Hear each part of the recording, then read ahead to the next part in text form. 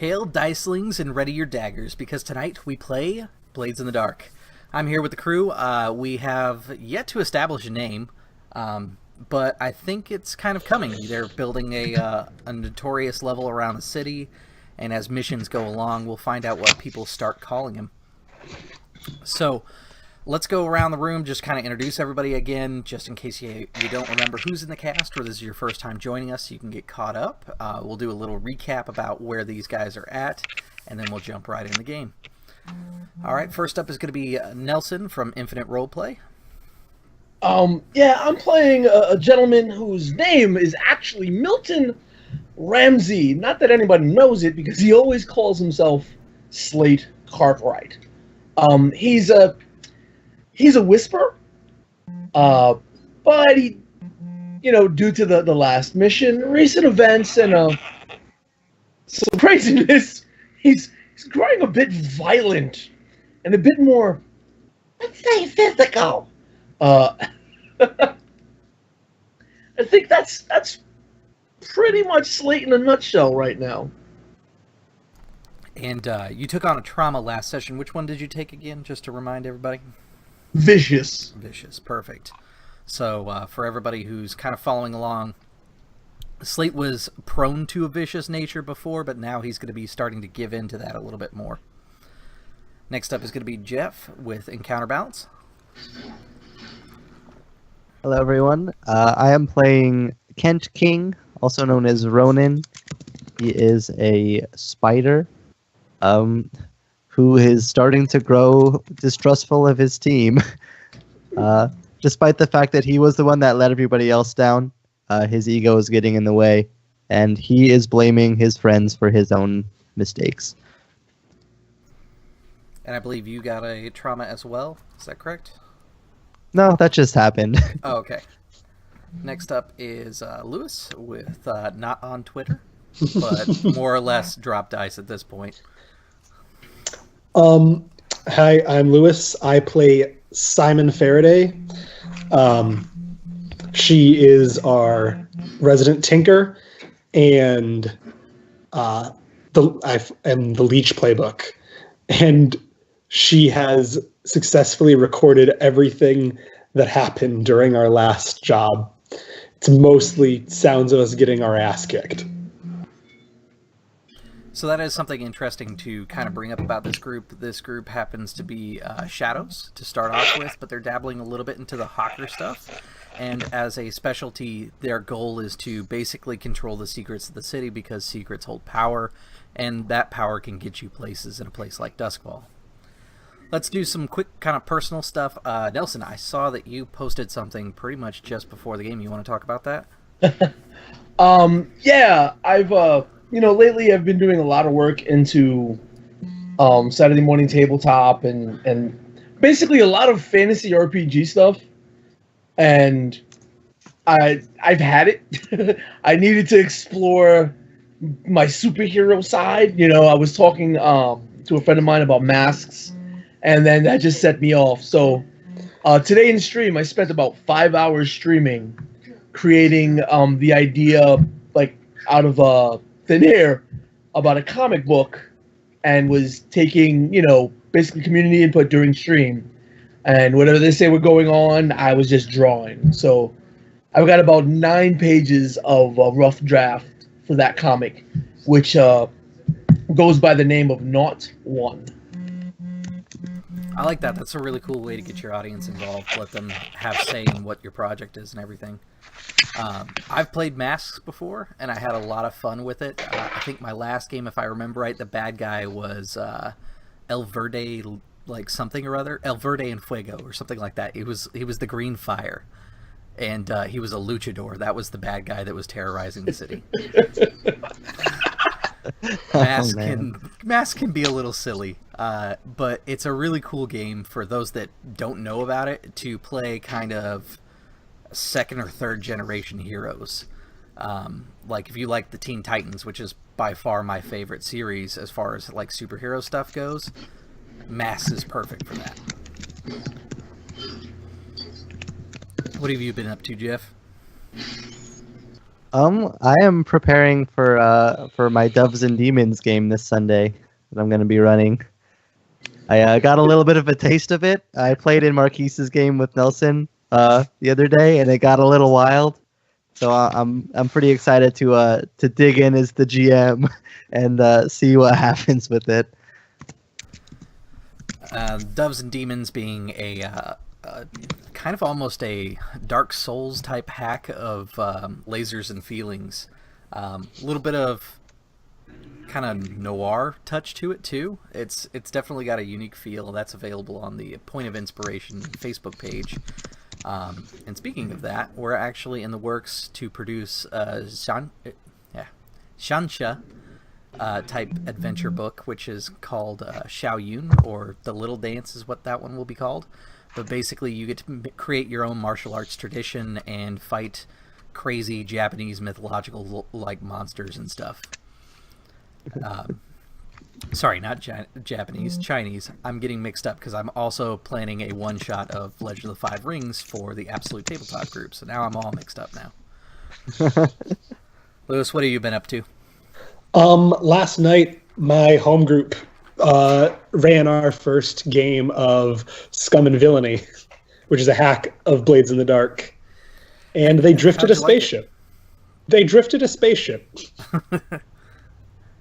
I was gonna say it was the one thing that I had like a small issue with in Scum and Villainy was the Mystic, because everything feels really like Firefly scoundrelly, and then the Mystic happens. No mystics. They have no mystics. We have a weird mechanic that talks to machines. We have a pilot who's displaced in time due to time dilation and FTL travel. We have a mafiosa muscle with a vibroblade that can cut through anything, and we have a doctor who is way in over his head and killed his first person that game. The line, "It's just a rivet gun, it's just a rivet gun," was said quite a lot. Okay. That sounds great. You said you're doing that as a home game. That's not a streamed game, right? Yeah, that's just a home game. Okay. Well, maybe when you get a little bit more experience with the system, we'll see if we can change seats and do some Scum and Villainy as a quick thing with the group. So let's kind of talk about what happened in the last two sessions. Our first session was character creation, establishing who you are in the city, and really things started to pick up in the second session. That was when you guys started to discover some secrets, and you determined that Seltha Templeton, the woman known as Ruby, kind of set you guys up. Through some investigation, you guys have learned a very unique secret. Seltha Templeton is actually part of the Spirit Wardens. She is actually a pretty high-ranking member, you're fairly certain, and Slate has her mask. Slate has gone through the process of starting to detach the mask from her so that she can't track it back to you guys. But basically, she used your organization to hunt down the people that stole her mask in the first place and start to unravel what seems to be a big conspiracy inside the city. You're finding out that there's more to what the Spirit Wardens are investigating, and some of the strange occurrences in the city that might be connected that have been showing up recently. As kind of a touch on, let's see here, what happened in your entanglements role. As you guys are kind of going about your business, you are still inside your downtime phase and you can spend money, but you've heard word on the street that the Bluecoats have started rounding people up. So if you guys want to check in on your contacts, you could do so now and see if any of them have been compromised. And we'll treat that as a gather information to see what's going on with that. If you roll high enough, what we'll do is we'll talk about what you could do to possibly fix the situation, maybe gain some intelligence on how you could do a mission to help out if you have one of your friends wrapped up. Well, I have my friend Jaren, who's part of the Bluecoats.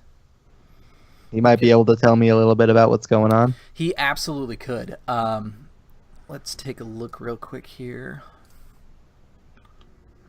Ronan. How would you like to approach Jaren? And Jaren will give you a bonus dice no matter what approach you take. You know that with Jaren, generally consorting with him is the best way to go. Yeah, and that's absolutely what Ronan would do.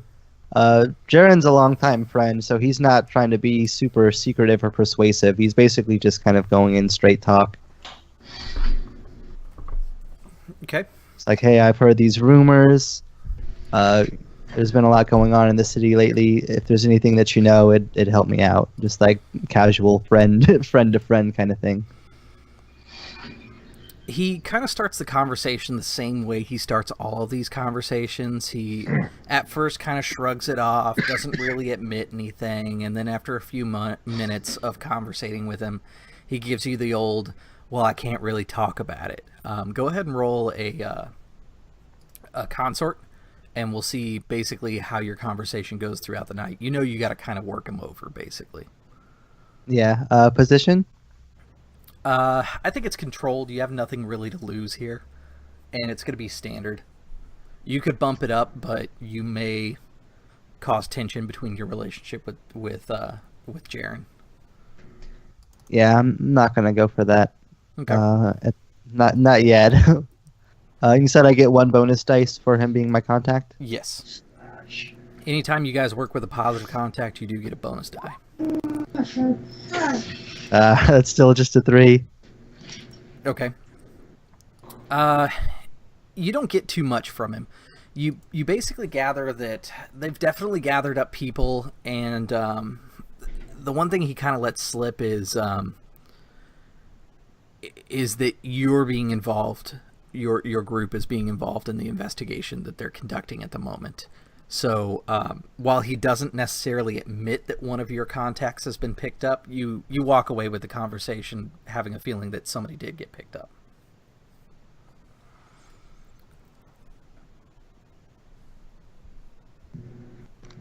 Okay, and that is going to be 1 coin because you guys used your free ones last time.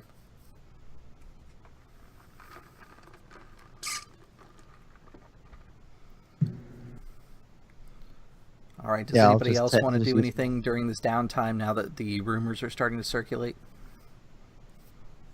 How much? We had a surplus of coin before, an amount of coin we wouldn't be able to hold on to.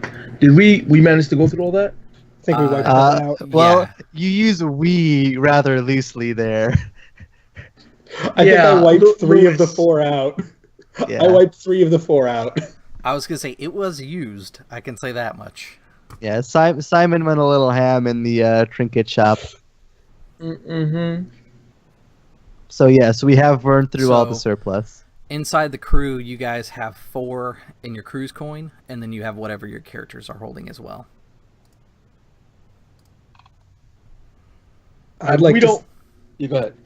I'd like to spend a coin. Simon is moving around the dock area, slowly collecting information on anything arcane going on, and this is me training my playbook Okay. as she has a plan Okay. on how she wants to construct something. All right, so you kind of do some sniffing around at the docks, and you know where to go to kind of observe some of the stuff that's being trafficked back and forth. But you know, with what you're doing, you're basically observing. You're trying to stay out of the way. One of the things that you're kind of able to notice is there is a group of these. They kind of look like Deathland scavengers. But usually scavengers don't really come into the city. These guys are using a small gondola, and they're carrying these crates, and on the crates they have these kind of big runic marks on them. You would think that they're probably barriers to keep whatever's in that box in the box.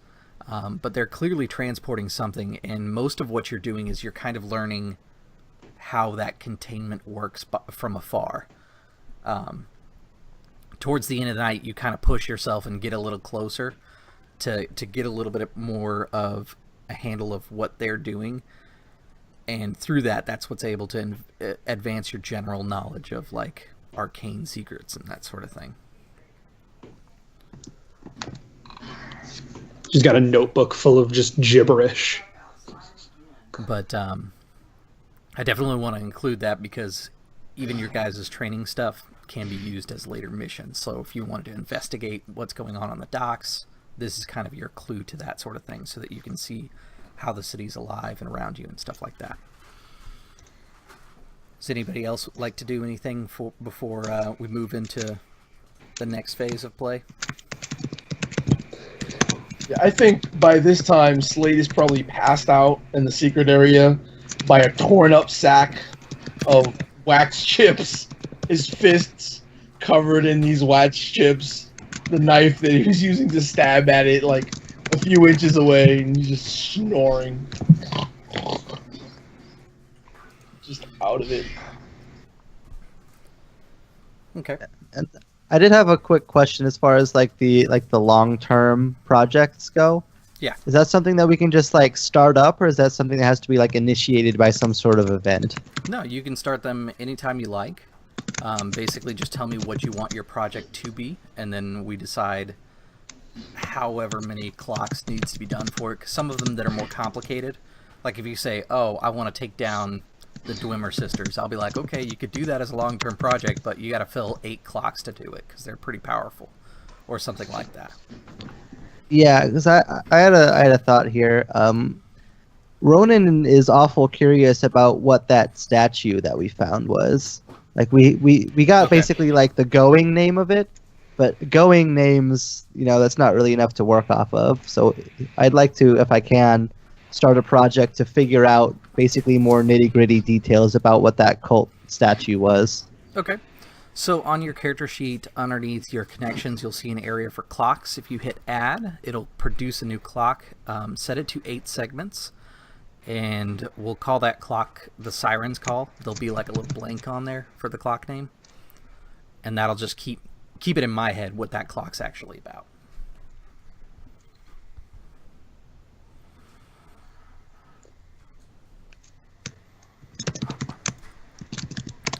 Once you've started the clock, if you would like to advance it, it will cost you a coin because it's a downtime action. And then you can tell me what skill you'd like to use to advance it, and basically your results determine how many wedges we fill in.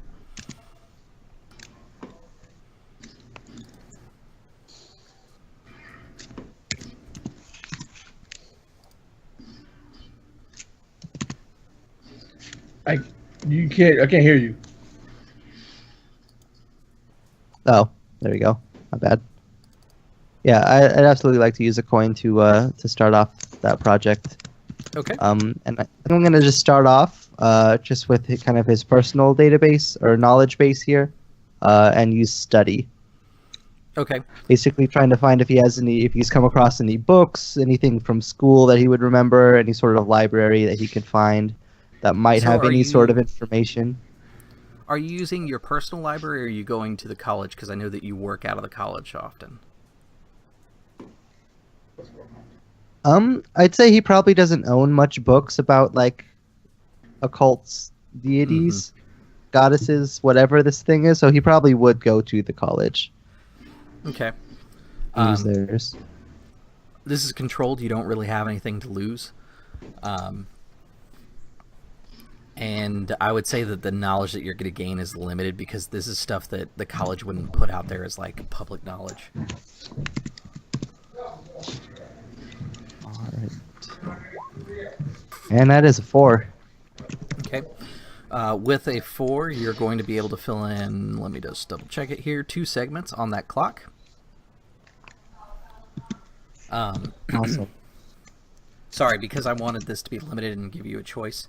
It would be 1 segment if you want to do it safely.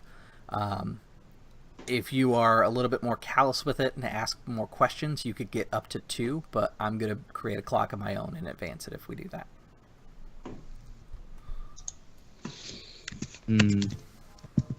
Good question. I'll give you this. It will be an 8-segment clock that I'll be creating. Let's go for it. Okay. So I'm adding that to my notes real quick here, and I'm filling in 1 wedge. You can fill in 2 on yours. And I will call it Siren's Notice.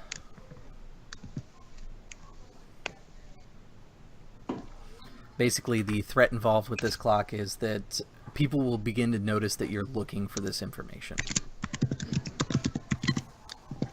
Awesome. I like it. Okay.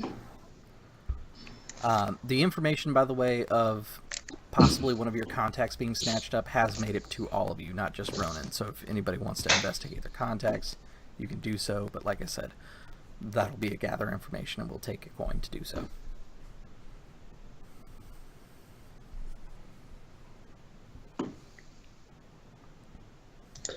That means I gotta find,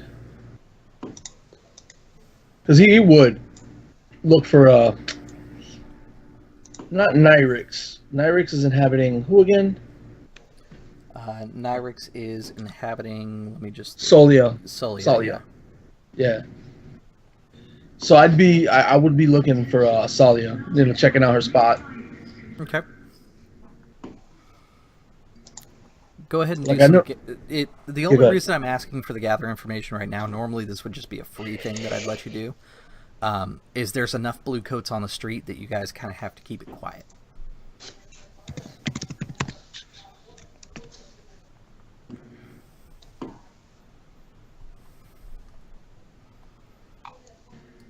All right. So what am I rolling? So you can tell me what kind of skill you want to use to gather this information, and then we'll basically make a skill roll. It's a fortune roll, so there's no real consequence to it if you fail. I think. All right, you tell me, because the role play I would assume having is Okay. trying to Nyrix being possessor ghost. Mm-hmm. I'd try to attune to the ghost field and see if I can see her that way without arising too much suspicion. But if I couldn't, I'd just start beating on people. Okay, yeah, let's do an attune check. And you kind of go to where Nyrix / Salia kind of spends most of their time inside the city. All right. So what's the position?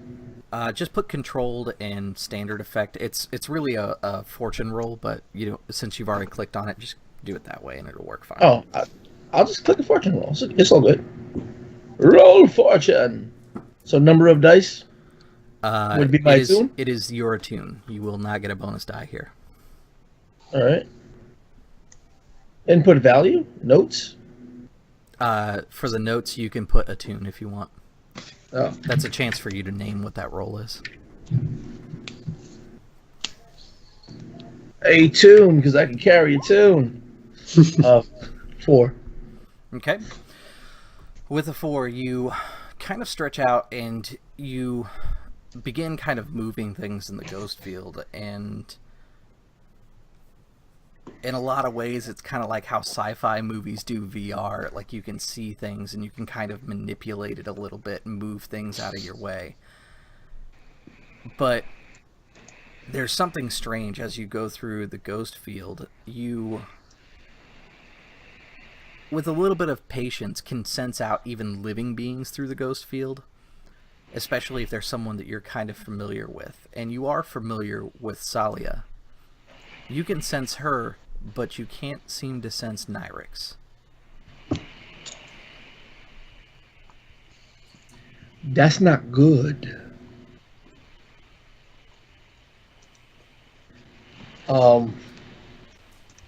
Yeah, I think I'd track down. I mean, if I can.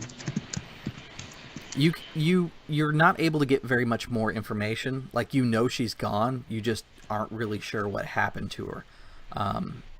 Even through prying out information from other people on the street, you're just not getting a lot. If you want, you can spend an extra coin to bump your results up, and that will give you a little bit more information, or you can just take that information that you've gathered back to the group and turn this into a mission to find Nyrix.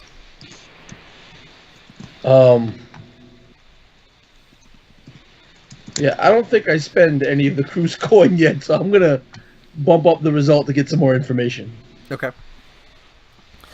So after you spend your coin, you more or less you're bribing other people on the street, and you pick up a couple of these drug dealers. They deal this stuff that is called smoke. Essentially, it's kind of like a vape, like one of those vape boxes, but what they're breathing in allows them to momentarily see into the ghost field, even if they're not skilled with attunement. And basically, as you hold it inside, as long as you can hold it inside your lungs, you get this brief window. It's a really small group of people that use them, but they're usually in the know about the different things that are going on in the city. And this guy comes up to you and he's like, yeah, man, if you, help me out, I just need a little bit of smoke. This stuff is super notorious for being highly addictive. He's over there scratching himself, and once you finally give him the coin, he's like, yeah, I saw it, and he leans in. That ghost.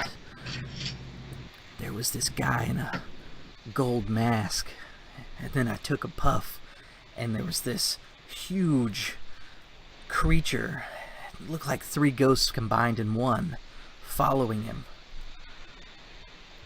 And they took the ghost with them. She didn't fight it. She just kind of came along. It was crazy, man.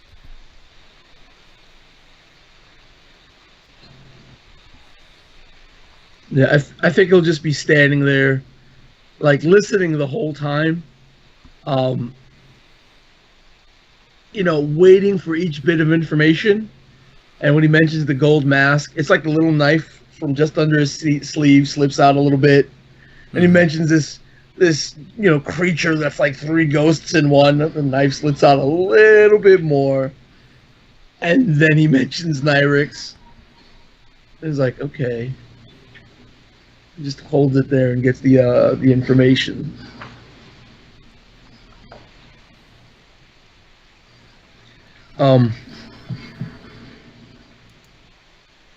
I think I'll leave him at that. Okay. I need to make a roll for your companion, actually.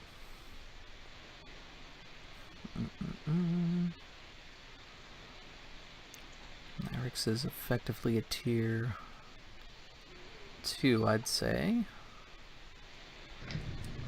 Okay.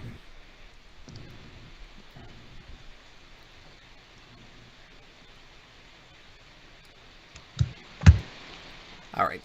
So, because of Nyrix's nature, I'm basically modifying one of the entanglements, so that I just needed to double check my chart real quick here. Since she's not a person, there's certain things that have to be done differently. Alright, does anybody else want to do anything before we go into kind of the free play phase where you guys can figure out what you want to do for your next job and that sort of thing? Because you've got a couple different leads you could chase down. I'd like to gather information. Okay. What would you like to gather information on? I would like to find out more about Talker. Okay. You know that she's supposed to be attending a party. That's what I'm if you thinking go to about. White Crown, you could find out more about the party itself. But if you want more about Talker, you know of the Slain family, and you could probably try and talk to maybe their servants and that sort of thing, and gain direct information. That seems reasonable. Okay. I'll get back to my sheet. And how do you want to gather that information? I want to find out what I can about the Slain family via records. Get into Okay. where they keep records, read about them, look for because I'm thinking this is a very smart, very sharp young lady. Like, the first thing that came to mind is an elementary school science fair getting in the paper. Yeah, you go to City Hall because she's like a middle-class citizen. The Slane family's not quite nobility, but they do have a lot of like esteemed workers and laborers inside the city. So you kind of check public records first because that's going to be the easiest place to go. I would say that's probably a study.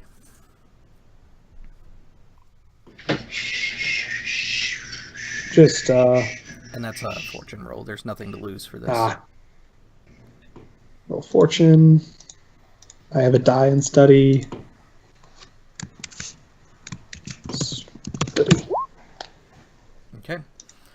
Yeah, you are able to find out that Elena Slane, the woman that you know of as Talker, she's actually been accepted into Duskfall University.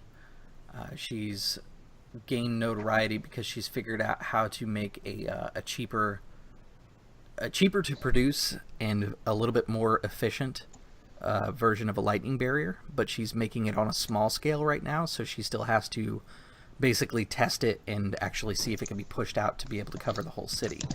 Her designs seem to be pretty sound, and there's a lot of backing from different engineers and stuff like that you've respected around the city. But one of the ones that that you pick up is a man that's known as let's see here, Dr. Hardy.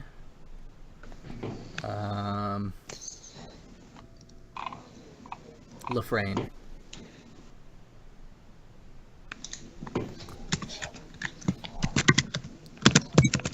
You've never worked with him before, but you've read his work before, and you're kind of a fan of the way he puts together theses and stuff like that. Are her blueprints available, or is it just, this... Not in detail, because it's still like a small model that she's built. You're able to find like the working information about her model, but they've left out stuff that would be part of her patent, which is pretty common for public records like this. Simon files that away for future reference and leaves before she draws attention. Okay. And I'm thinking this is a good time for us to enter into free play. I think you guys have had plenty of actions, and we'll talk about some of your contacts and things like that we need to. So as far as open threads, just to remind everybody, because it's been about 2 weeks, we know about the Seltha Templeton Spirit Wardens connection. We've recently learned that Nyrix has been picked up by the Spirit Wardens and has gone willingly. You guys have a list of 5 people, which I can name each one of them if you want, but I believe the one you guys were most interested at the moment was Commander Stev Feros, or possibly Talker Slane, who Simon just gathered a little bit of information from. You also are familiar with Narya Karstus, who is the social Venonat, let's call her, because she's like poisonous and stuff too.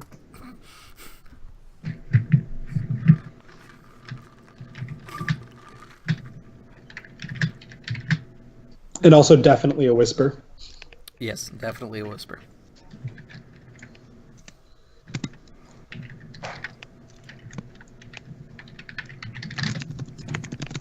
And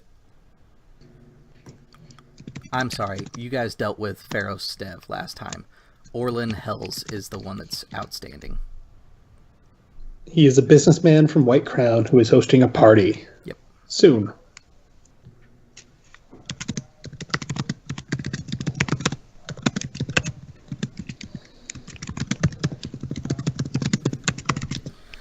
So this would be an opportunity during free play for you guys to kind of discuss what your intentions are as a group. Do you want to go seize turf? Do you want to investigate some of these leads that you have?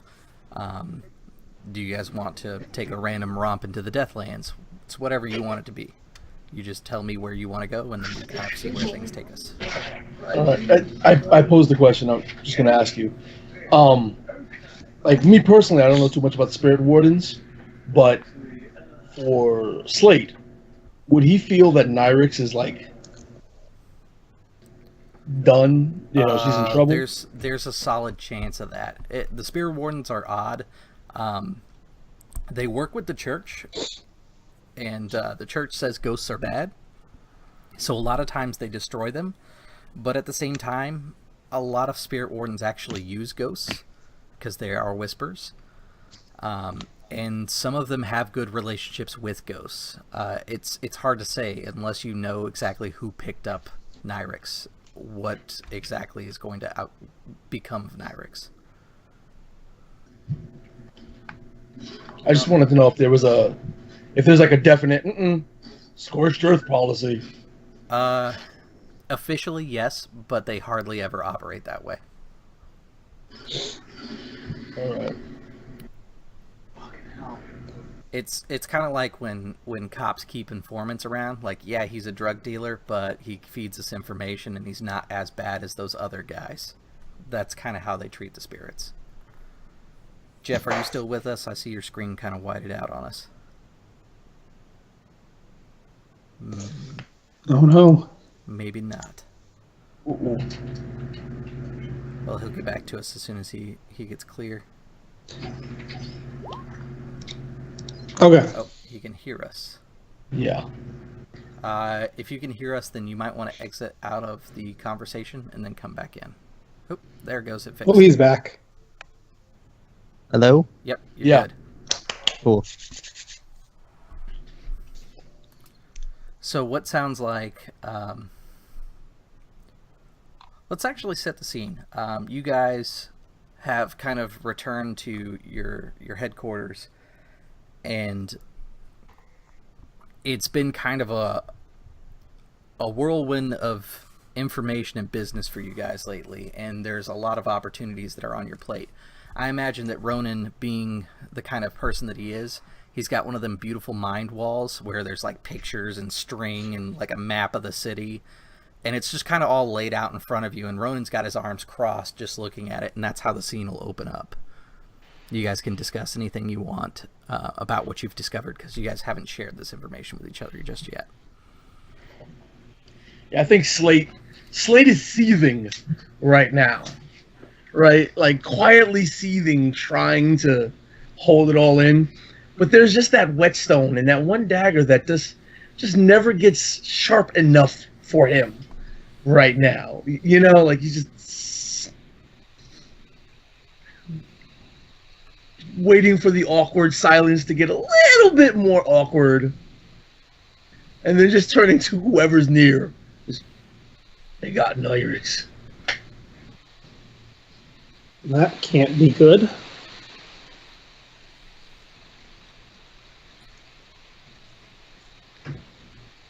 Yeah, Jaren had mentioned something about people getting picked up, but he didn't tell me who. Now that we know, now that I know, it's not good. Just How bad do you think it's going to be? goes back to sharpening that, that seething that he's doing, just sharpening that. I mean, the dagger is probably being worn halfway down by now, but he's still just.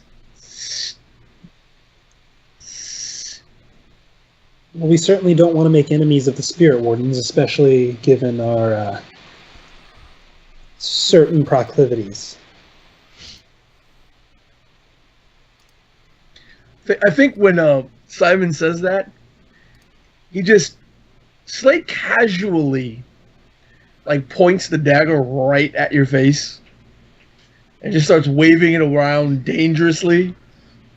He's like, I'm the kind of guy. I'm loyal, Just waving it around still. It's like, when you got my loyalty, you got my loyalty. Do we know that she's actually in any danger? She Gonna did go bite the stomach. willingly, correct? How in the hell did you know? I thought you'd communicated that to us. My bad. If you didn't, then definitely not. This conversation takes a different turn. Oh yeah. Um, it's like she's in an uncomfortable position that I'm not too comfortable with myself. It goes back to sharpening this possibly razor sharp weapon. Well, if you've got any suggestions, then spit it out. I'm tired of hearing you grumble. Either we're going to do something about it or we're not. He whips the dagger and points it at Ronan. Look, I'm not grumbling, okay? Just not very comfortable with this.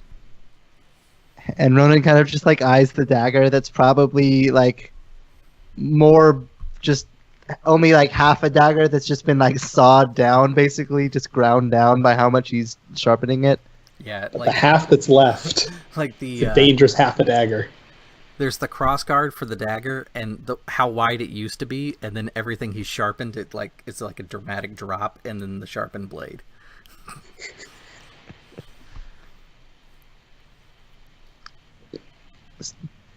And kind of seeing him just kind of feeling all right, man. You've been a little on edge lately. Who, me? On me? On edge? On me? What are you talking about on edge? I imagine Oh, no. as he's saying that, he's like pointing the dagger at He's just Ronan. waving it around everywhere at himself, at you guys. Like, there is no sense of preservation of self or anything right now. What do you mean on edge? I try to battle a couple of extra whispers. I get thrown off a roof. I get an old-time friend taken by spirit wardens. Me on edge? I'm not on edge. Why would I be on edge?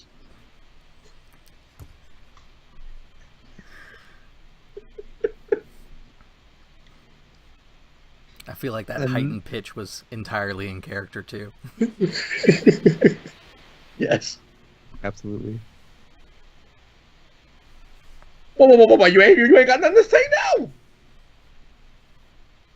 You see, Would you put down the dagger? What dagger? What's left of the dagger? What are you talking? Oh.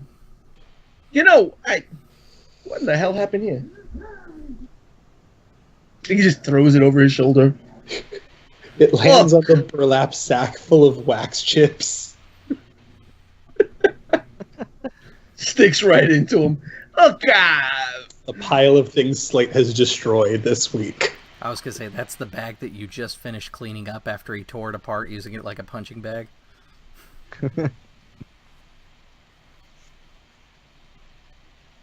Look, we got things to do, right? We got things.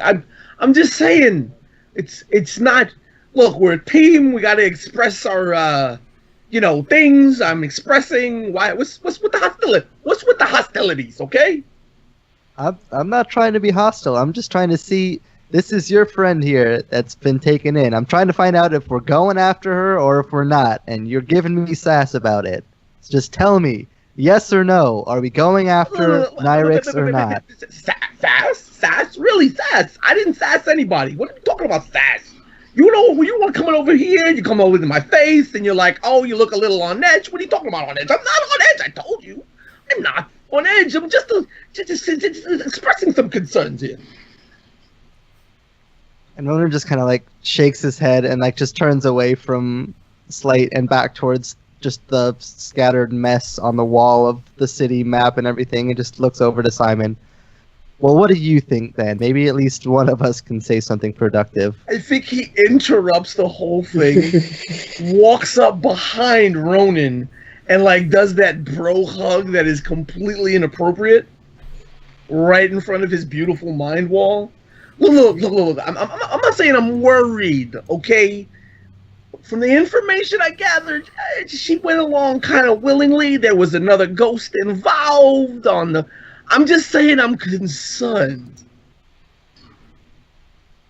Look, we got things to do, right? We got moves to make, shaking and all that. I mean, come on. What are we doing just talking here? Why are you just talking here? Why don't you shut up and let's talk about something else?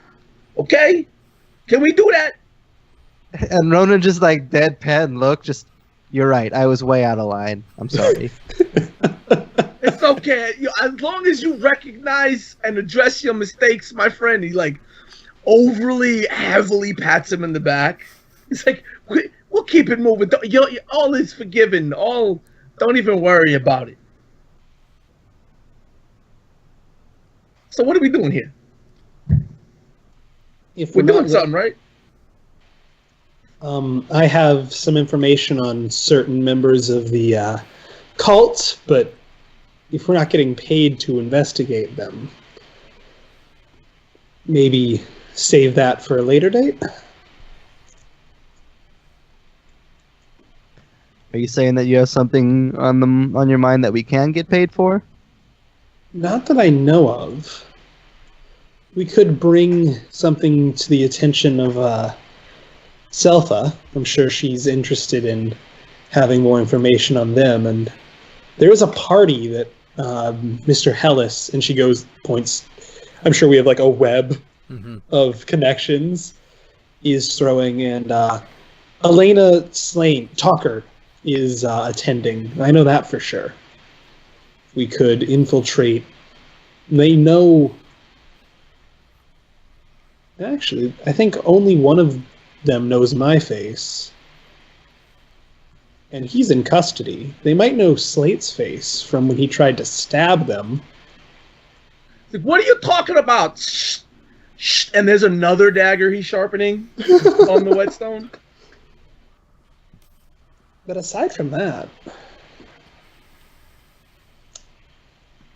this may be our chance to, that is, if South is willing to bite, get close to them and see what's going on.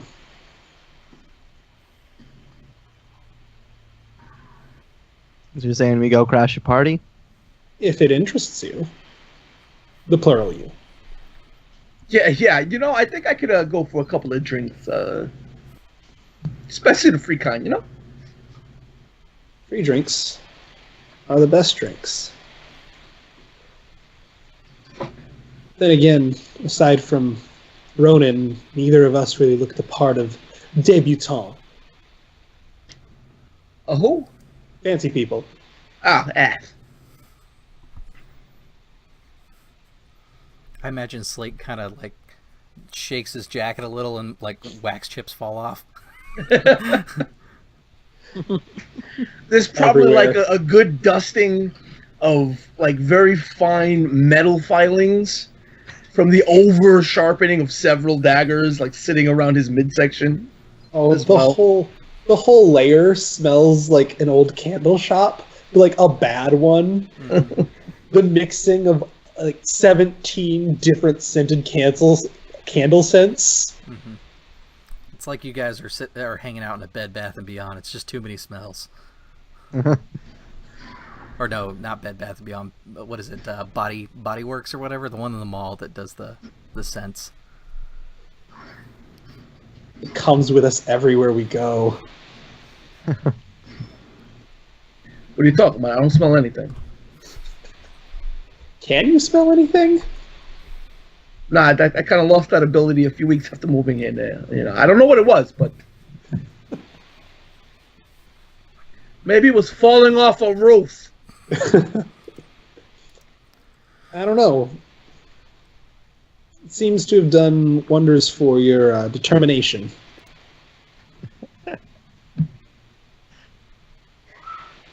Yeah, you know, I think you need a little motivation yourself. Yeah, maybe you should go fall off a roof. It's helping out so much. I did. I just happened to get in through the window. Fair enough. Yeah, what's the fall throne? Semantics, right? Yep. Schematics. I believe. Do we take this to Selva? Look for someone else? She's gonna want something before we just show up at her doorstep. She's not gonna pay us just to talk to her. We have something. We have a party. Looking over the wall, there's some stuff that Ronan's kind of been putting together before you guys even took this mission with Seltha. You guys have a couple leads on some claims that you could look at as well. One of which, let me just make sure that it's on here. You guys are going to White Crown to possibly crash a party. Instead of crashing the party to gain information, which you might be able to get as kind of a condition of gaining turf, you could try and basically establish a luxury venue as a turf site, which will give you +1 dice to consort and sway while in White Crown inside that area, if you were to do that turf option, or claim option, I should say. Interesting.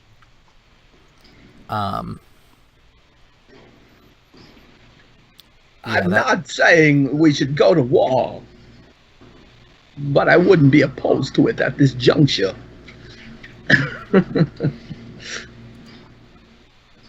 I'd definitely be interested in picking up some more turf, especially in a place like White Crown. Just as a refresher, where's White Crown again? White Crown, let me get there real quick, is this part of the city. It's where Ironhook is. I see. The Lord Governor's strongholds, and sorry, it's not where Ironhook is.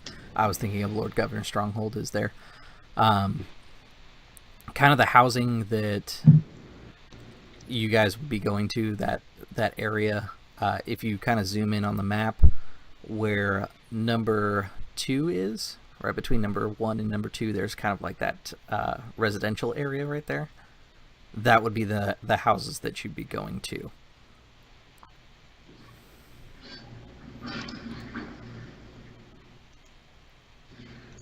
So we're going to open up like a Denny's in White Crown then.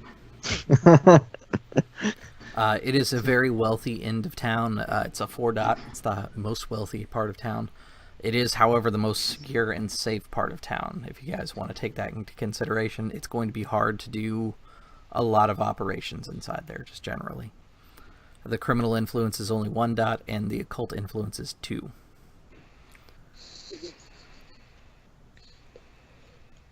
As a side effect of the area, most operations inside there get -2 die on their entanglement rolls due to the Blue Coat patrols, just to give you an idea.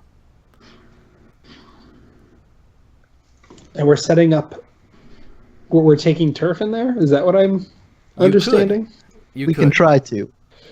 The people that own it currently, let me look at the list real quick here.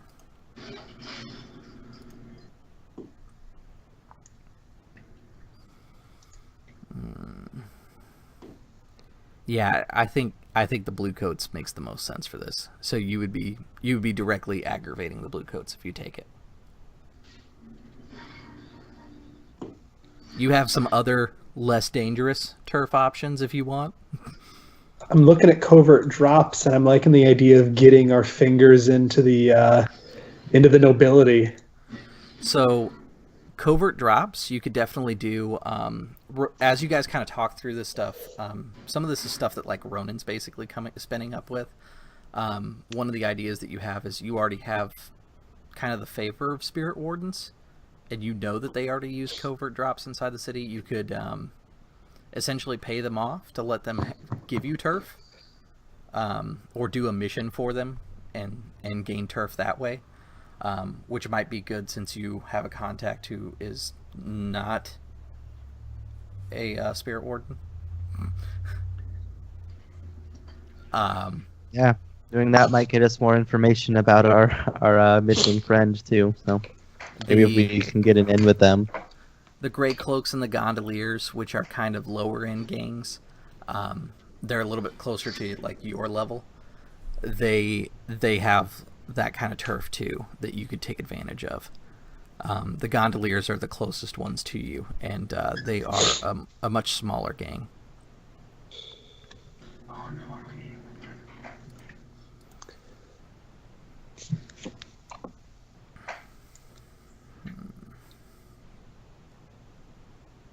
Oh, Oh, Ukushi sorry. just changed. Sorry, nope. Yeah, I changed it. Let me leave it on faction mode for a minute. I take that back. They moved Gondoliers up. It's a 3 now. So the ones that would be easiest to do is Grey Cloaks. They're 2. They're still stronger than you, but you could contend with them.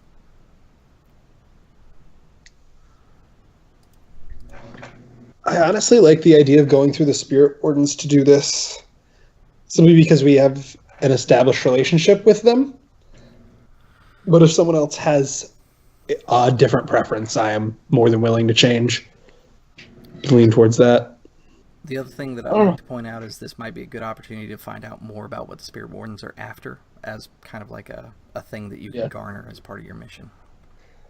Yeah, that's what I was thinking too. I'm definitely interested in that. Yeah, so let's go interact with some gold faces, huh? Should we contact Seltha or the organization directly? Does Seltha know that we know that she's a spirit warden? She Talking knows, to her about it might be a bad idea. She knows that we know that she's interested in this cult. Yes, she knows that. Or, sorry, she is not aware that you are in the know about her being in the Spirit Wardens. However, she has offered you a chance to work for her to find these cult members, and she is using the Spirit Wardens that are under her command to hunt down these cult members. So you could do it one of 2 ways. You could try and contact the Spirit Wardens directly and say, hey, we're the guys that helped you during the last mission. We're looking for work. Or you could go to Seltha and appear to not be working with the Spirit Wardens, which might be better for your crew's rep around the city. Because if you guys work with the cops a lot, eventually that's going to make somebody mad. I like working through Seltha because we still have leverage on her that she doesn't know about. I kind of like going through just through the Spirit Wardens, but I'm totally cool either way. What is Slate thinking? Yeah, he wants to work with some gold faces. Maybe get a little information over there. You know, I'll stay next door. So you want to go with but the do we go organization straight then? to the Spirit? Yeah, just straight to the Spirit Wardens.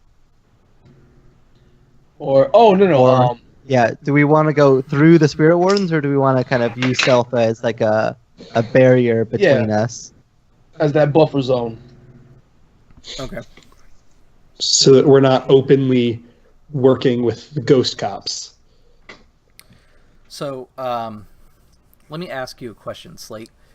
Since Nyrix kind of fell off the map, has Slate kind of every so often just kind of touched the ghost field to see if she's back? I think so, yeah. I think that's why he doesn't realize exactly how sharp the knives he's sharpening are, or that he's even sharpening them. It's like a mixture of his, this ever-present and building rage that is replacing any sort of, It's like every time you send out the emotion. ping, it's just aggravating you more. Yeah, he sharpens just a little harder. So you guys gather your things to go find Seltha. She's given you a couple different drop locations, actually, so that you can get a hold of her. Ronan, I assume that you or Simon are probably the ones that have that list of drop locations and what the calling card and stuff like that was supposed to be done. And you follow the instructions, and she meets you at the tavern where you guys first met. Slate, the day that you go to the meeting, you can finally feel Nyrix's presence back open in the city. She reappeared somewhere in Night Market, not too far from where you guys are, and she made her way down to Crow's Nest, where one of the houses that Salia owns is located. All right.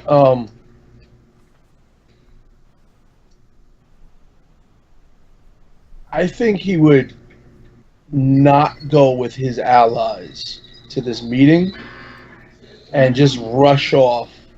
Like, not really say anything. It's like, oh, yeah, I got things. And, like, that'd be, like, the level of his interaction. And just, like, run off. I imagine that, like, Slate holds the door for them. They walk in, the door closes, and Slate's gone.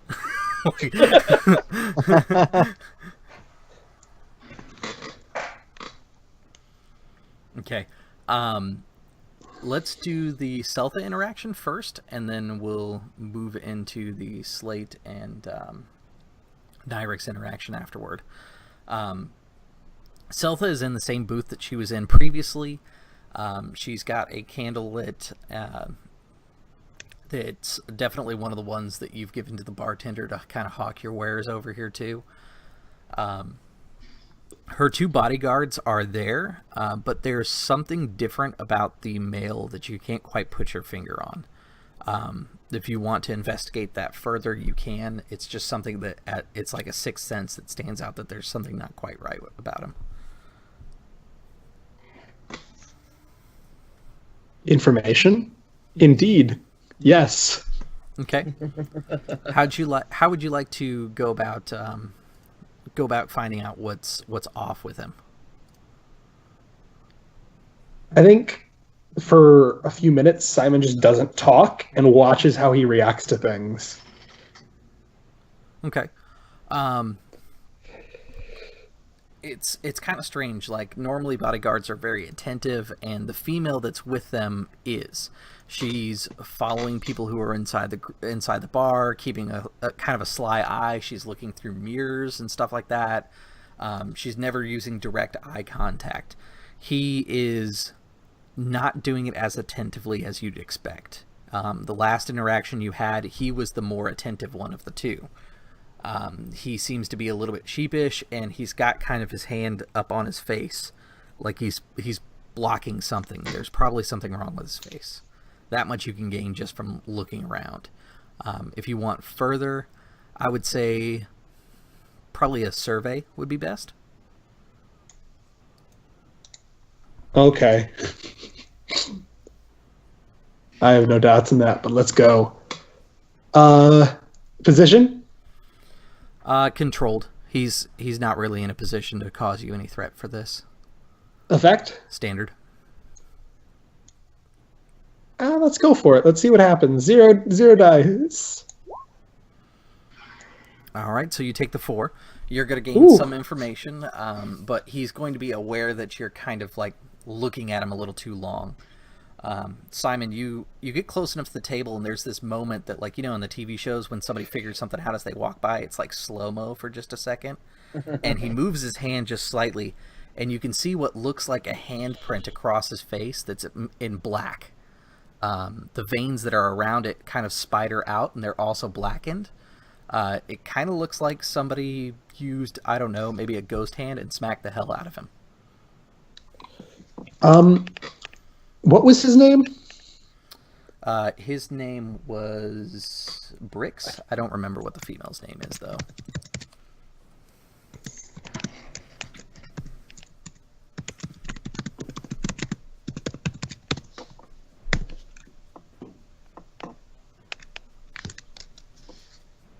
She's spending some time watching him.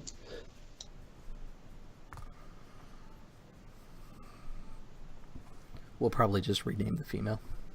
I'm going to call her Janice, because I think that name's fun.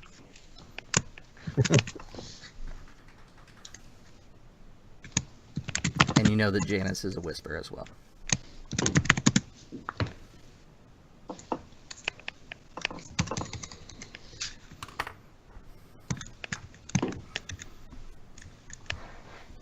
And then kind of like not necessarily paying attention to what Simon's focusing on, Ronan would just kind of sit down in the booth across from Ruby.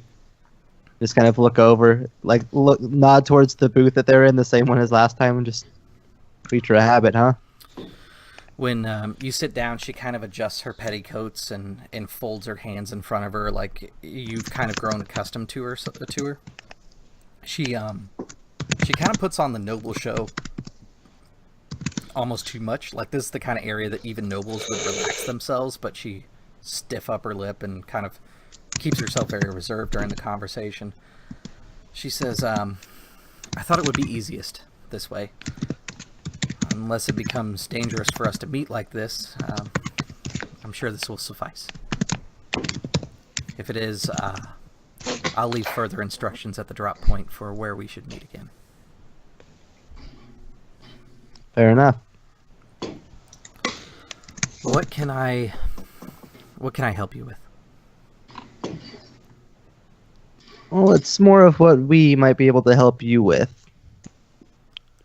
We were thinking about digging into a couple of those names for you here, but of course that would constitute a business arrangement. She kind of leans in and she says, so you've decided to take on my job then? Well, my family can definitely pay. There are some on this list that I am especially interested in. And she kind of pulls out that same paper that you had before, and you'll notice that she's added a few marks to it as she kind of flattens out the paper in front of her. The one that she has a mark next to is Narya Karstus. She says, Narya will most likely be the biggest problem. But you led me to capture Stev, and I'm sure, as you're aware, this problem goes further than even my own family.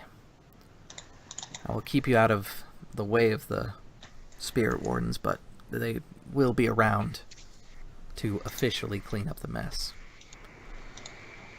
But I can offer you, and she kind of leans in, and she's very quiet about it. She says, since you've proven yourselves especially handed in the past, if you are able to continue to gather evidence and turn it over to the Spirit Wardens so that we can make a proper arrest of these people, I can do 10 coin per head. Narya will be especially hard. I'm willing to give you 12 for her. If you decide to take care of it yourselves, I'm afraid it will not gain as much information. I don't know who else is connected to this. I will only offer 8 per person that you... And she kind of says it distastefully. Take care of. She doesn't really know what you guys do, so she's basically assuming as criminals you might be open to assassinations. Yeah, and kind of seeing the distaste on her face and in her voice, just... We're not in the habit right now of doing the dirty work ourselves.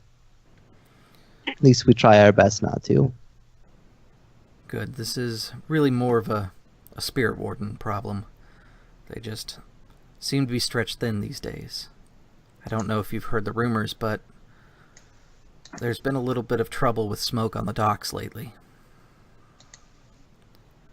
Between that and this new drug, they seem to be stretched quite thin.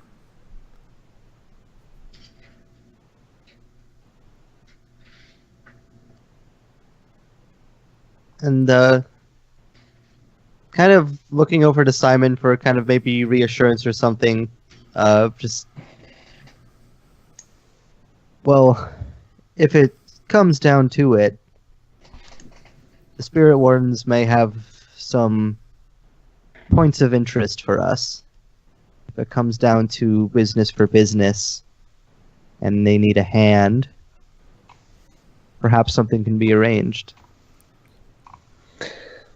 I can speak with my contacts. I will not be able to answer for them, of course, but I might be able to at least create a meeting between the two organizations. I know that they were impressed with your work last time. As a side note, I neglected to mention it, but you guys did gain +1 faction with Spirit Wardens.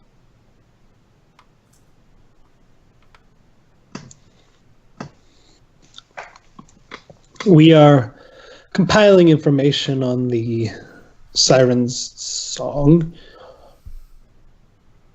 We're not 100% on anything yet, but we do know of a gathering of at least 2 of them, most likely also including Narya. And I'm sure that we could infiltrate and collect some information on them if properly motivated. She nods and she says, I've given you the rate that my family can afford.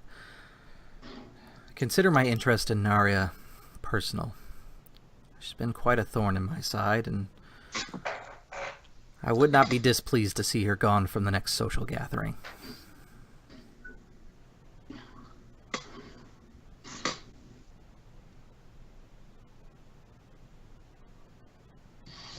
She is of a particular threat. Are you asking us to pay her special attention, Ruby? I just warn you. I'm sure you're aware of her skills by now if the rumors about your crew are truthful. She has power that is beyond just a simple criminal. She worms secrets out of people through forgotten methods. And that's why she's so successful in the courts and the houses of nobles. But at the same time, it can make her very dangerous on a physical level. I believe I've made myself as clear as possible without... And she kind of looks around the room, and she leaves the sentence there, but you know that she would have completed it with drawing more attention.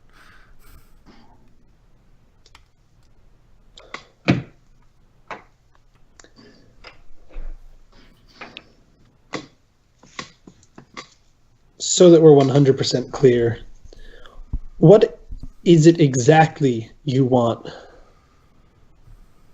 Incriminating evidence? We've given you names. The names are not enough. There needs to be evidence to be put to their case. As I said, the spirit wardens are too tied up. There's drugs on the docks that need to be dealt with, and other things in the city that require their attention. I'm sure you've noticed that hulls are becoming more present in the city. They're taking the threats very seriously. That is an intriguing development. Narya, to be honest, I don't care if you decide to do the dirty work yourself. I will still give you 12 coins so long as she's removed one way or another. You can tell by her inflection and kind of her shift in demeanor. She's gotten more rigid as she says it, but there is a personal vendetta between the two of them. We'll keep that in mind as we check them out. Of course, for your sake, I will speak on your behalf that if it comes down to it, it was completely unavoidable. Spirit wardens need not bother gentlemen who are simply helping my family. I'm sure we can rely on you for that. By the way, Simon, she is not aware of your actual gender. She assumes you to be a gentleman. This is the first time she's actually brought it up.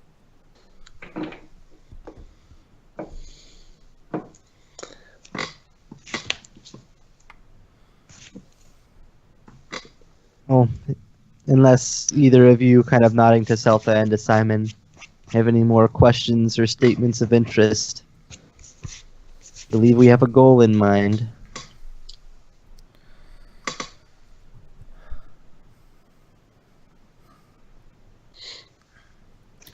Well then, the next time we meet, I will have to change locations. I will leave instructions for you. In the meantime, I believe I know what party you mean. It is invitation only, and she fetches her purse, and grabs the clutch out of it, opens it up, and she pulls out this heavy stock card that has like gold leafing on it, and she slides it across the table to Simon because Simon's closest. I'm sure that will get you through the door. I appreciate it. I think we all do. Might I ask an admittedly strange question?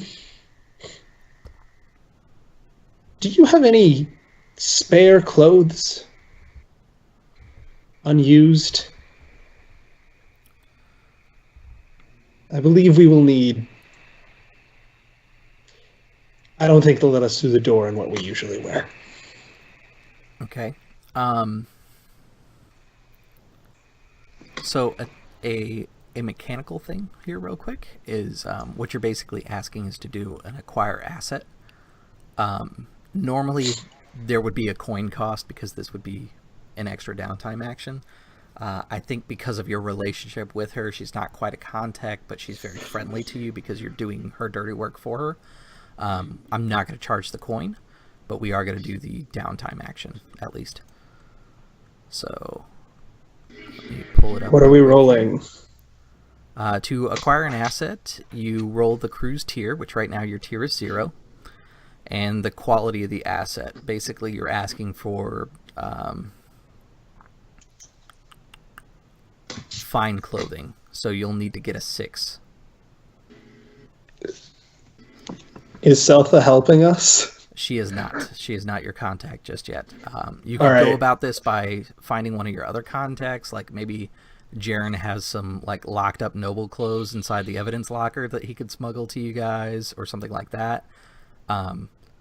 She's not going to charge you the coin like you would if you went through Jaren, but Jaren will at least give you the bonus die. It's up to you guys. Nyrix is sort of back on the map and would probably be another good person to ask because she has access to stuff like that. I forget. So Simon's got the fish oil salesman, so that's not a good contact for that sort of thing. yeah, I would imagine that Ronan is not going to need said clothing. And if you want to make it mechanical, I do have the fine cover identity Yeah, item that would work. I can use. Yep, that would work. So it's up to Simon as far as how that they would like to proceed on acquiring their clothes, because I am all set. I have explosives. Keep in mind, regardless of what you roll, you can spend coin to improve it. Since she's not really requiring you to spend the initial coin investment, like let's say you roll a 4, you could spend a coin and bump that up to the 5 or the 6 category because it's 4 or 5. That sounds reasonable. Okay. I'll go through her notes. Clothing. Okay. Oh boy. It has not The shown up lower- on my end. You want The lower of 2 1s is in fact a 1. All right. Yeah, that's Snake Eyes. Okay. So to get the type of clothing you need, you're going to have to spend 2 coin. You could spend 3 coin to bump it up to critical and make yourselves look extra fancy. One of the things that you notice while looking over the card is this is a costume party. What do you guys want to do? I'm not there. I'm all set. Oh, I'm mysteriously absent. I feel like we need. I have 2 coin. I have 2 coin. I'll make this a success. Okay. If we're going to a party, we're looking good. This is an invite to... They're referring to it as a lords and ladies party, which is pretty much exactly what it sounds like. Everyone is dressing up in very old Duskwall fashion. They are actively carrying sabers to the banquet and stuff like that. It's something that some of the nobles do here occasionally. It's kind of a throwback type thing. Looking over the invitation as you get all your stuff in from her, Simon, unless you tell her otherwise, she's going to supply you with men's clothing. Um. Oh, do I want to reveal this to her? Because I want to put Piper in a dress. Ah, I think like they're talking about it, and Simon pulls her off to the side, makes eye contact. I will need a dress, Okay. and takes it off. Are you gonna just reveal it? Because she might just assume that you might mean somebody else in your crew needs a dress. No, I'm just gonna say I will need a dress and take my hat off. She can take that however she wants. Okay. Simon's fairly androgynous, right?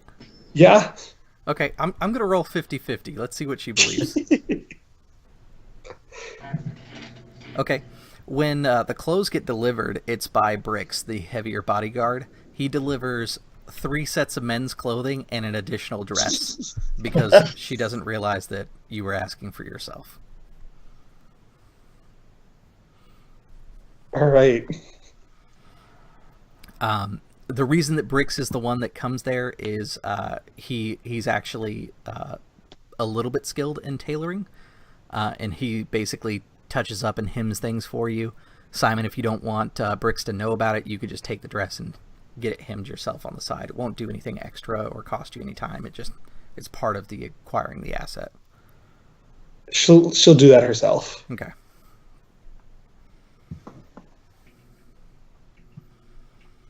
There's a ghost. All right, perfect. We are at our halfway point, so I'm going to go ahead and set us to our 5-minute break. When we get back, we will have the conversation between Slate and Nyrix.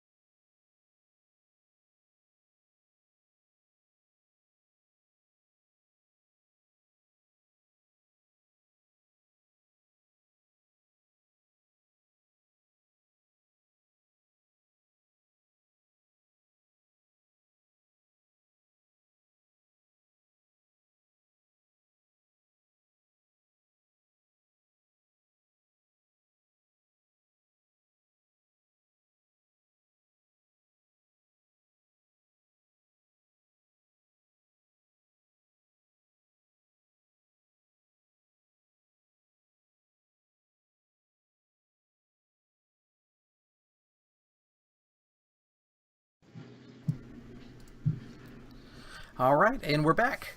So we just finished up with Seltha, and we're going to jump over to Slate finding Nyrix.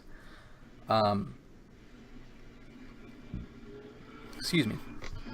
Slate, you've kind of followed the energies through the ghost field back to Salia's place in Crow's Foot, and it's just kind of across the bridge. It's not a very far walk for you to do. Mm-hmm. Once you make it there, you kind of approach as Nyrix possesses Salia again. There doesn't seem to be anything noticeably wrong with Nyrix as she enters the body, but once she kind of comes around, you can see that Salia looks very tired and very worn. The possessing process usually damages the person who's being possessed, so this is not terribly uncommon.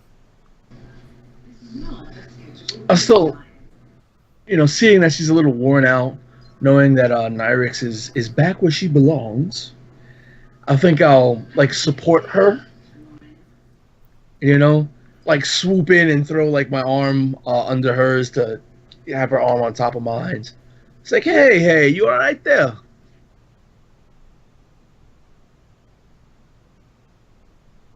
Hold on just a second.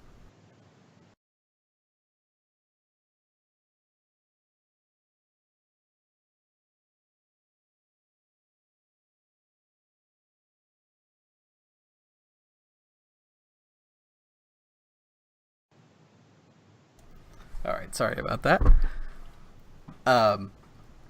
So yeah, you kind of swoop in and you catch her as she kind of not quite goes unconscious, but she's kind of weakened at the knees. She looks to you, and you can tell that Nyrix is in control at the moment. And she kind of exasperated says, "Slate, I didn't tell him anything." So what happened there? And I want to walk her to Salia's actual house. Help her get to where she would appear she belongs. Right. She says, the spirit wardens, they've been asking around about you guys, and they took me in for some questioning, or at least I've always had kind of a mixed relationship with the wardens. Usually it's okay. They let me go about my business because I'm no bother to them, but this time it was a little rough. They wanted to know who you guys were. You're new on the scene, and they don't like unknown variables. I didn't give them anything useful, but they know that you guys have at least a whisper. They knew that before the conversation even started with me. She said that he just starts scratching his neck that guilty scratch. I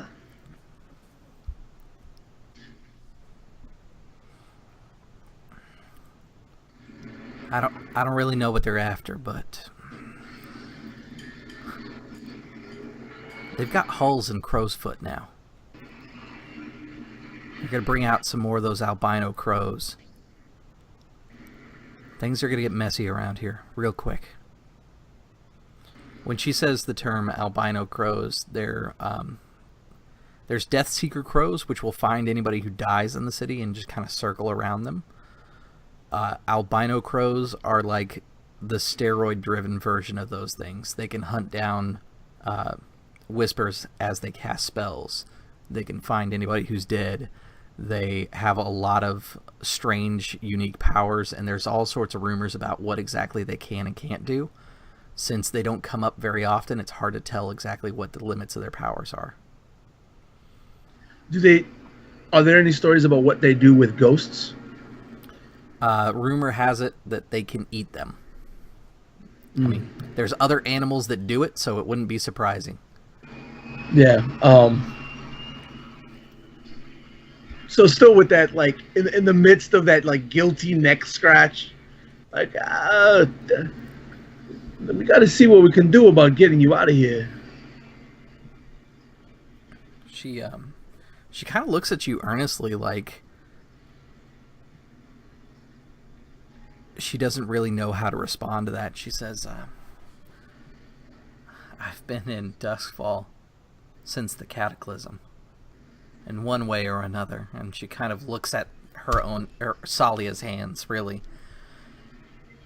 She says,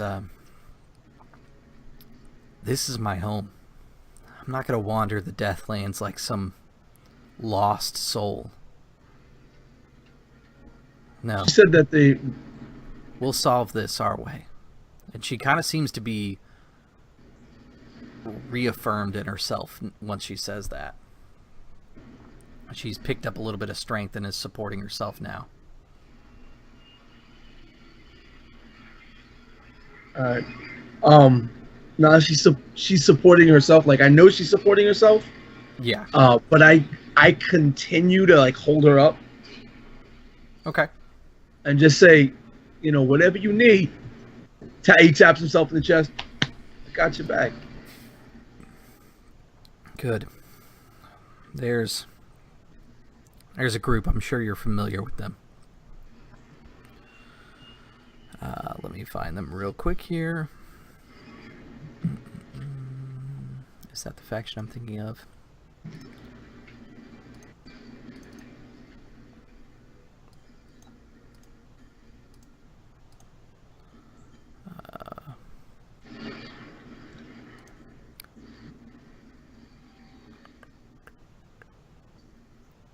Here we go.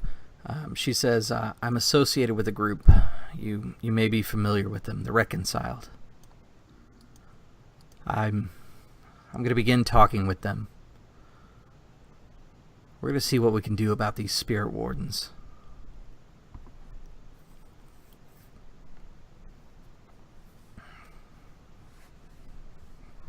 The Reconciled. You know that your group has had some kind of mixed interactions with the Reconciled. You're not exactly on neutral turf with them, but you're not bad either. You're at a -1 with them right now. All right.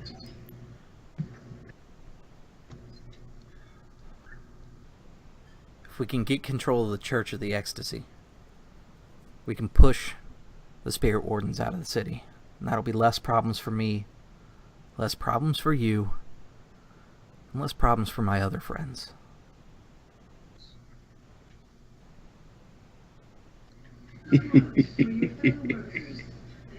You know what? No. That's not just me laughing. That'll be Slate too. Mm-hmm.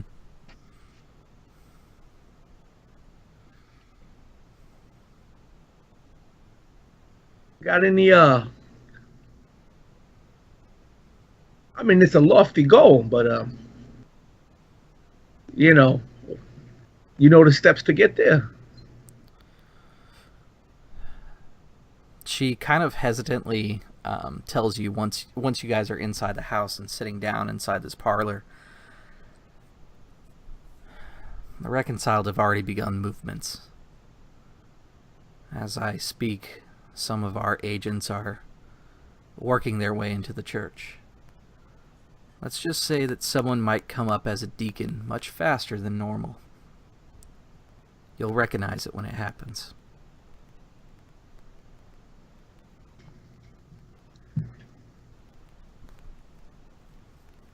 Right. A deacon. Yes, we have to gain rank within the church. The church is the only one who can tell the spirit wardens that they need to leave. No, I just had. If there's anything I can do to help, get this on an expeditiary, let me know. She kind of thinks to herself and she says, yeah. Slate, you've grown up around here. You know who would be the best people to talk about it, but if we can maybe mess up their checkpoints, get them on their toes, the church will look at them as ineffective, and that'll help.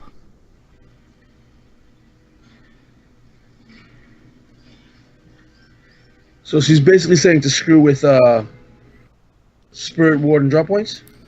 Yeah, she's basically making it clear that she's going to get people involved, and that's probably going to be the best way to really help at the moment is to mess with Spirit Warden checkpoints, because if they don't appear to be doing their jobs, then people aren't going to want them there, and if the city's behind it and the church is behind it, they're definitely going to be pushed out, at least for a while.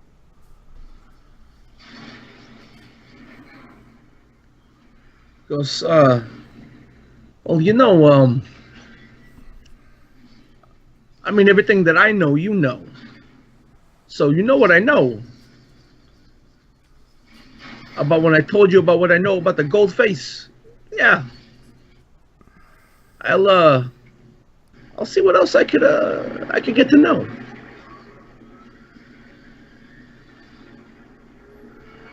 You know? Good. I have letters to send, and she kind of gets up and she goes over to this small, it's one of those fold-away writing desks that were very popular in like the early 1900s, and she opens it up and she pulls out the different writing implements and opens the drawer that contains her pens, and she sits down to begin writing letters to different people around the city, to kind of start pushing things in the way that she needs them to go. One of the things that you've learned to trust with Nyrix is because Nyrix possesses Salia, Salia possesses secrets, which means Nyrix also owns those. She knows who to contact and where to contact them and for what to be able to get things done. And it's kind of like seeing what your group can become as you watch her begin writing these letters and moving pawns and pieces on the chessboard that is Duskfall. All right. Oh, shit.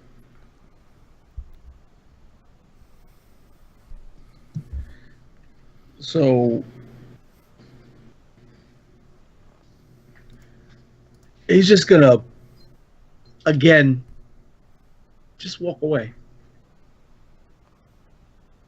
Like she sits down and she writes, she's like, yeah. Before he just disappears out of there.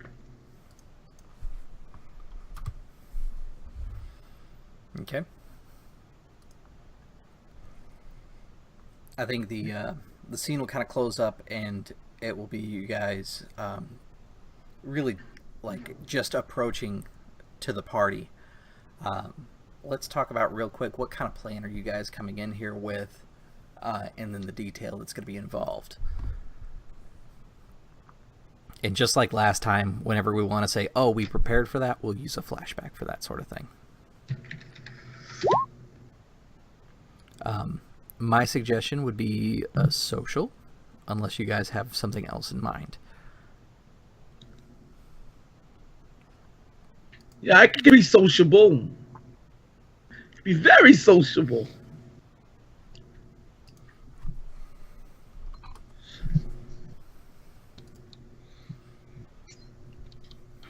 I think social works. Yeah, social would probably be the best fit. I mean, the other thing to consider is what are you guys planning to do here? Like, if you decide to take up the, hey, you should probably go kill Narya for me, you might want to try stealth instead of social. Unless you're going to, like, poison her drink or something.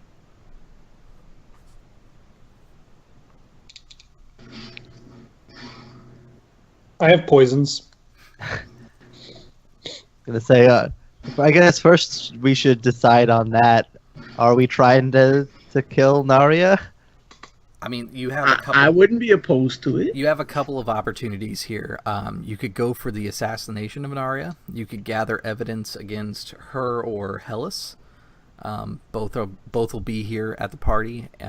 Since it's at Hellas's house, you'll probably have a better chance to get information against Hellas. Honestly, I kind of like the idea of trying to get rid of Narya.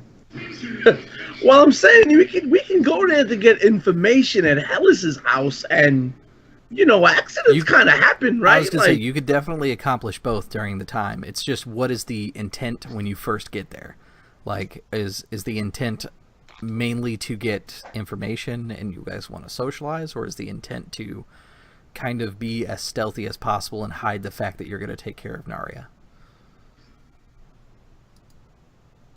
Simon wants to socialize, but Simon's also has an unhealthy obsession with Talker, so...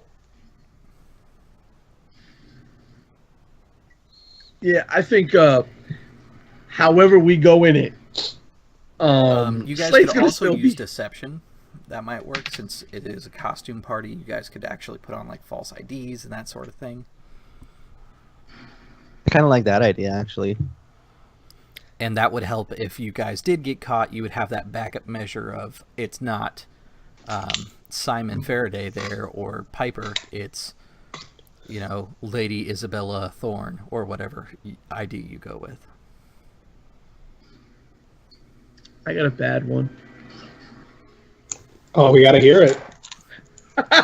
No, it's just bad. It's horrendous. Well, you gotta say it now. So, deception sounds like it might be it. Just for the silly factor, I have to say yes. Okay. So when we do deception, the thing that we talk about for its detail is, let me just pull it real quick here, is the method of deception.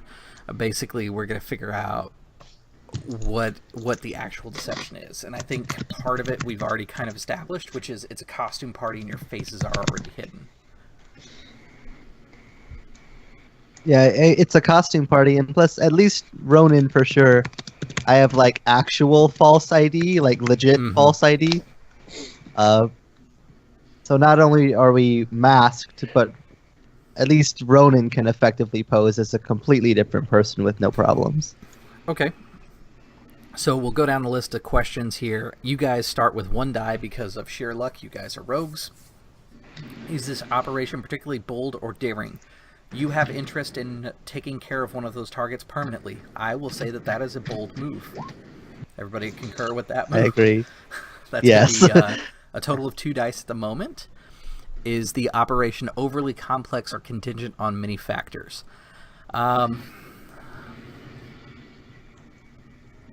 That's kind of your call.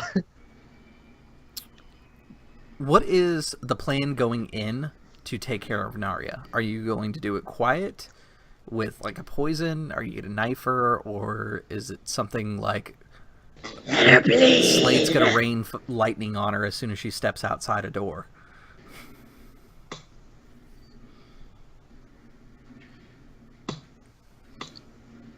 I have poisons if we want to use poisons. I have a variety of poisons.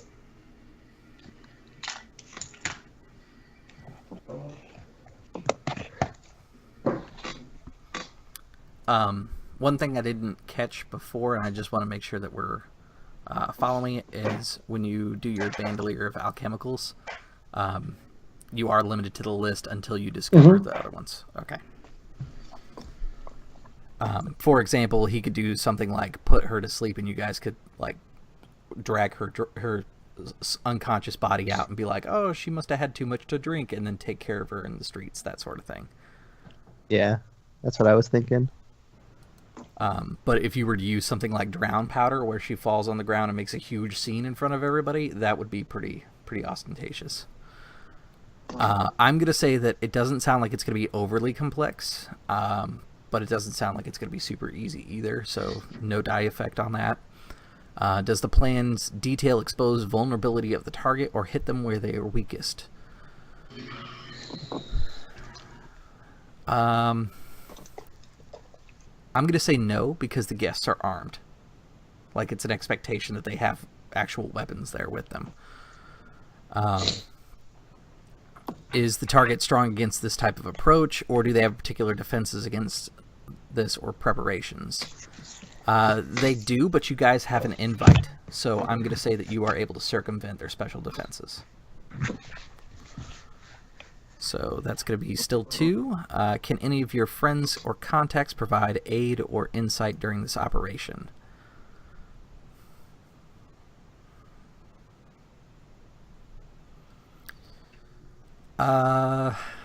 No, I don't think anybody can at the moment. Are any enemies or rivals interfering with the operation? Not currently. Are there any other elements that I want to consider? Maybe lower tier, the target would give a bonus die, or higher tier would give a negative. This is a higher tier, and this is a harder section of town. So remember, all operations in this side of town get -2 dice, so right now you're sitting at 0. Going into this one. Let's rock and roll. Do it. You guys do have an asset of, you went with the critical result. You paid up to that, correct? I paid Just a 2 regular coin, success. getting me to 6. Okay, so it's a fine item. Okay. I'm going to bump you up to 1 die, because I think your costumes are kind of distracting at the same time. Like, they're very good.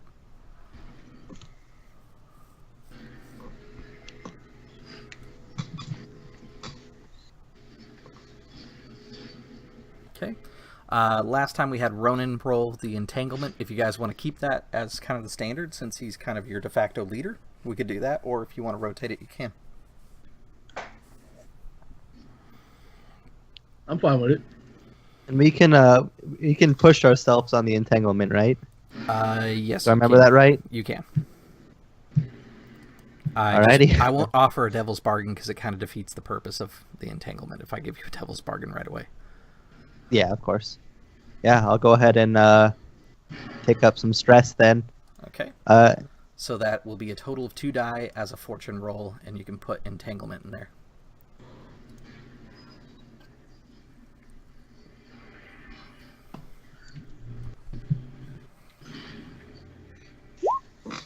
Woo. All right, a 6. Woo! Perfect. So a 6 basically nets you a chance past the first obstacle, and we kind of jump deeper into the whole thing. And what I think the first obstacle was pinning down Nyrix. I've mentioned that she's a social butterfly, calling her Venonat instead at one point. She's very hard to track down in the party. Through a little bit of kind of social manipulation, you guys have been able to seclude her into a back room. Jeff, it looks like you fell off again. I know you can still hear me, though. You may have to cycle your camera again or whatever you did last time to get it to work. You managed to find her. It's kind of secluded into this little parlor section of the house. She's speaking with Orlin Hellas when I believe Simon's probably going to be the best one to approach her, because it's another female. It wouldn't look weird. Once Hellas sees you, Piper, since you're showing as a female right now, I'll use your female name. You see Orlin kind of look at you like with curiosity, like he's intrigued by you, but he doesn't actually make any sort of conversation to you. In fact, their conversation stops as you enter the room, and this is where like water and stuff like that would be, so you have an excuse to be in here. He turns to Naria and he says, "Forgive me, my dear. I must return to the party. I have many guests that have been waiting to see me." And as he walks out, he looks to you, Piper, and he says, "Orlin Hellas, I'm afraid I did not have the pleasure to meet you." And he extends a hand very gently and delicately to you. She takes it. Lady Alice Tannenbaum.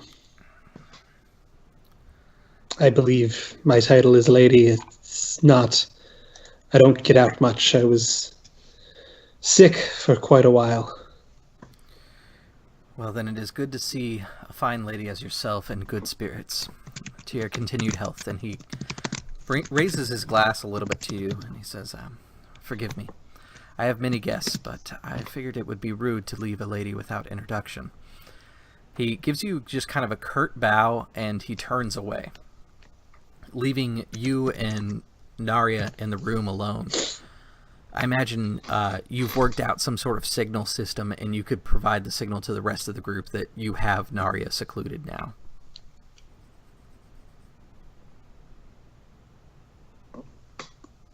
It's a sip of the drink, rolls her shoulders, and it's just the signal is her brushing off something from her like dress shoulder and walking towards Narya. Narya, after Hellas has left, takes a seat on one of these kind of opulent couches that's inside the room, and she rests her drink on the center kind of coffee table. And once she sees you come over, she says, I'm sorry, please. And she points over to a seat that's across the way. These things can be taxing. I didn't notice you there. It's my apologies. It is appreciated to find another lady here that is not taken. She kind of laughs coyly and puts her hand up. She says, No. Taken would be a disservice to myself and perhaps maybe some of the other fine gentlemen inside this place. I didn't mean to offend, and she sits down. No offense taken, my dear. I just mean to say that, as I'm sure you're aware, and she kind of looks you up and down, we have certain luxuries afforded to us, being the... And she puts her hands up, fairer sex. A lot of these men don't realize the strength of a woman. And she picks up her glass and she kind of raises it to you as if to kind of get you to cheers that. She just follows along, playing into what she thinks Narya expects and wants. You can feel her eyes kind of go over you as you drink. You can attempt to resist this, but she's trying to read you. What does that resist? It depends on how you want to resist it. I think the most logical way to resist it is probably going to be your resolve. Basically, you're putting up your own fake front that she can read the front instead of actually you. All right. Another option, if you want to get creative, is like use prowess to like maybe get up and move around so she has a harder read on you because you're not sitting still anymore. I like the idea of using prowess as just immediately going into another subject every time she tries to read and like be dodging. I think that would be more insight. Okay, that makes sense. Oh, no bonus dice. Awesome. Okay. So a 6 minus a 6 means 0 stress for this, and this is a complete avoid. I don't think she's going to even get any real information out of you because you kind of keep changing the subject. The good thing is with a friend like Ronan inside your group, you're kind of kept pretty appraised of a lot of the goings-on in Duskfall. Because Ronan kind of brings up current events during breakfast every day, you know stuff to talk about. The conversation goes fairly well, but I think with a good insight roll like that, you're able to kind of steer the conversation. If you want to take the lead and maybe do something about her, like maybe take a read on her or maybe do an action against her, you could. You can hear the familiar, kind of familiar bootsteps of Ronan coming up. He's been dressed as a military commander, and so the boots that he wears inside his costume are actually fairly similar to the boots he normally wears.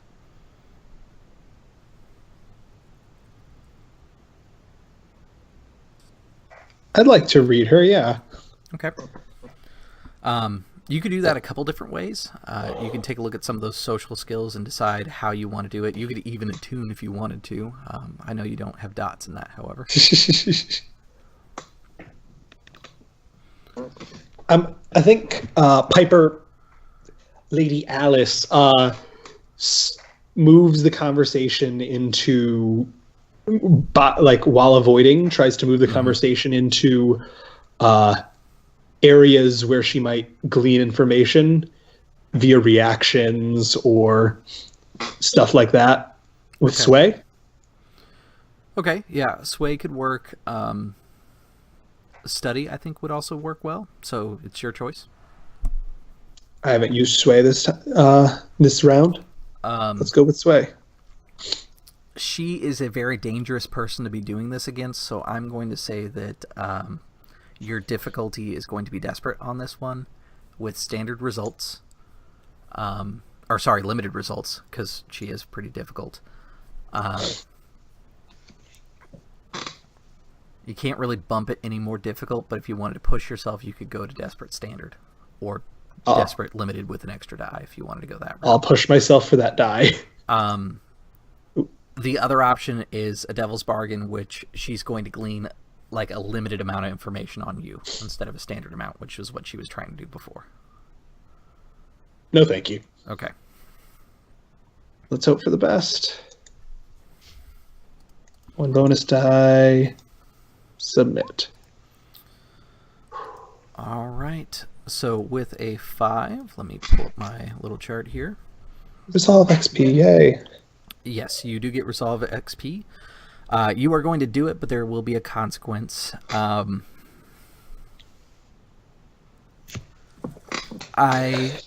3 harm. She's not in position to give you harm. And there's not really a serious complication that I can think of that would go with this. So what I'm going to say is it's reduced effect instead, which is going to actually end up zeroing your effect. She's too well skilled at this game. She's been playing it for too long. You kind of lead her down the questions, and she seems to know some surface level knowledge of most everything. It's hard to say what she's necessarily skilled in or not skilled in. She's just a really good grifter, is what you're able to gather from this.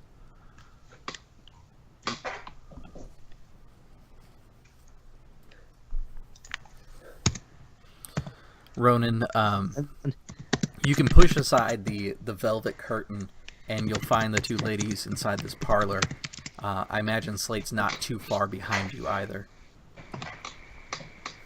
Yeah, and as Ronan kind of walks in, kind of just keeping them on the side of his glance, not necessarily like directly looking over and making eye contact. Mm-hmm. Just kind of puts up a hand just to kind of wave towards them. Hello, both of you fine ladies. Quite the evening tonight here, isn't it? And Naria playing up the part of the costume ball and always the actor that she is. When you come in, she stands and she billows out her dress and she curtsies to you and she says, "My lord," and then sees Slate behind you. Correction, my lords, and bows slightly deeper. And you can tell that she's just kind of doing it more as like a fun, coy thing. Once you're in, she sits down and crosses her legs and breaks out a fan to put in front of her. It's very much a show. Piper, you've sat with her long enough to realize that when she was with you before, she actually had her guard down a little bit. She's more guarded now.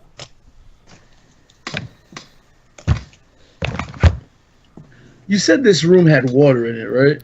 Yeah, it's got a variety of different drinks. There's more wine, water. This is where the ice is. That's where most people are coming to get their ice.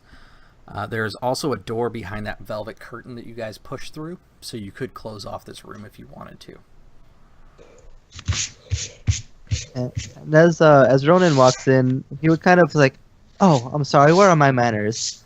Lord Alfred Ellington, at your service." She looks to you and she says, "Lord Ellington, that's an imperial name. Are you from the Imperial City?" Indeed I am. I've always wanted to go. I've heard such good things about your fashion. Certainly does have its own taste, doesn't it? It must be terribly bored here in Duskfall. The only thing that we have that's exciting is a plethora of spirit wardens, as it turns out. I suppose that can bring its own excitement of sorts, though maybe not quite the ones we're hoping for. Of course not. Perhaps one day I can ride one of the airships and see what the Imperial City has to offer. I can only hope that my father is able to secure enough money in my dowry so that I could one day go. It is a pleasure to meet you. And your companion? I think, Slate, Slate is Slate, right? Oh no. So Slate, like, stands up with, like, both feet touching each other, but his feet are all, like, weird and spread apart, just so that he could spin on the heels, like 360 degrees before bowing. It says, "My name is Inigo Montoya." She kind of thinks about it and she says, "Forgive me, you seem quite fair-skinned for a Severosi."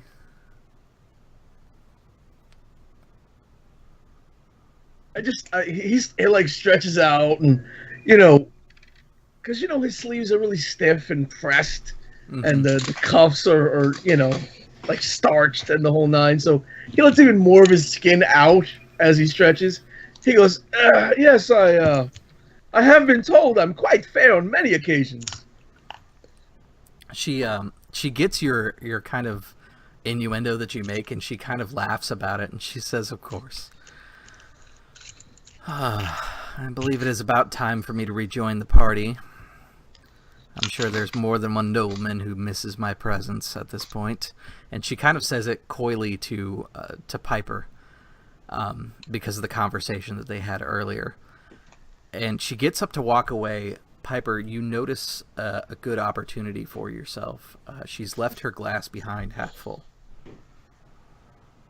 Piper is going to reach into her petticoats, where alchemicals have been sewn in because she did all the hemming work herself, and pull out a vial of standstill poison and pour it in her drink.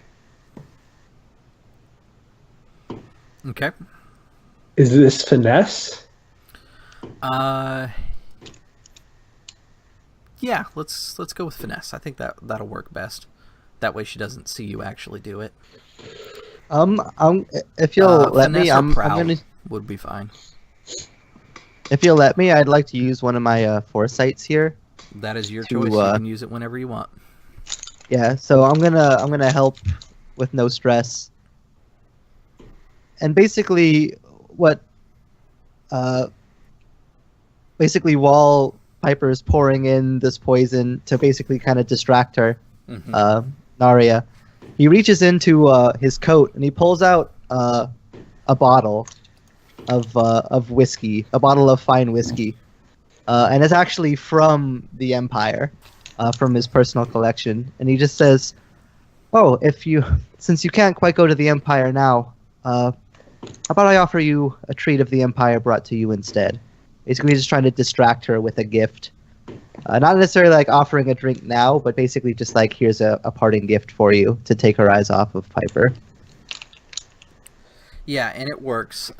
She coyishly tells you that she couldn't possibly accept that drink would be far too expensive to waste on someone of Duskfall. Like, she very much talks down Duskfall the whole time she's talking to you, but you can tell that she's attempting to flirt with you to try and gain favor because you are an Imperial, and that would be a huge jump in her status to be able to go to the Imperial City. Position? I think because of the specific choice and direction that Ronan has gone, you're going to be controlled in this situation. Or sorry, not controlled. I keep forgetting she's very powerful, so it's a risky.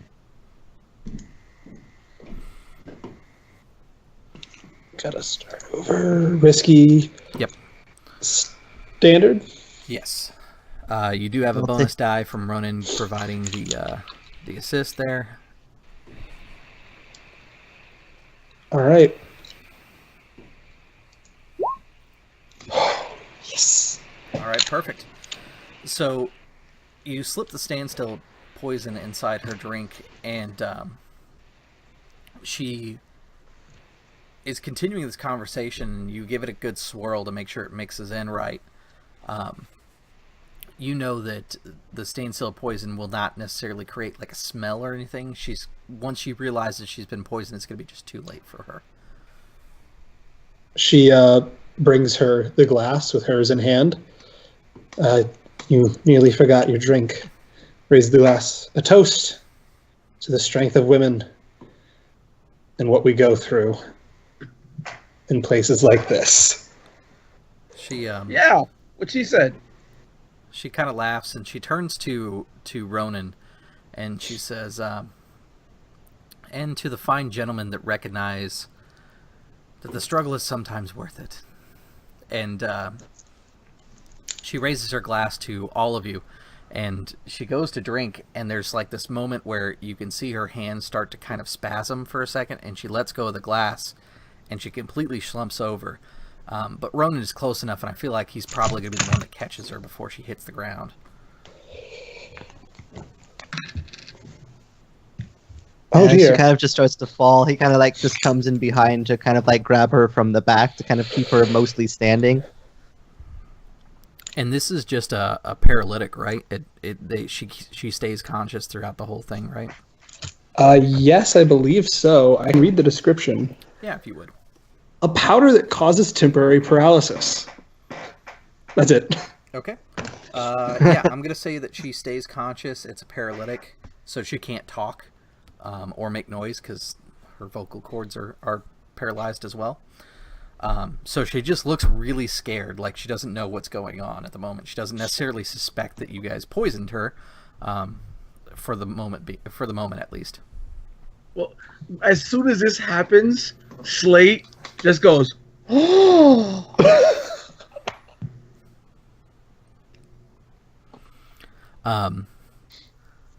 Slate, you know that she is a whisperer. If she's powerful enough, she may be able to tune and get some sort of way to fight back against you guys, even though she's paralyzed. That just kind of occurs to you as you're doing this.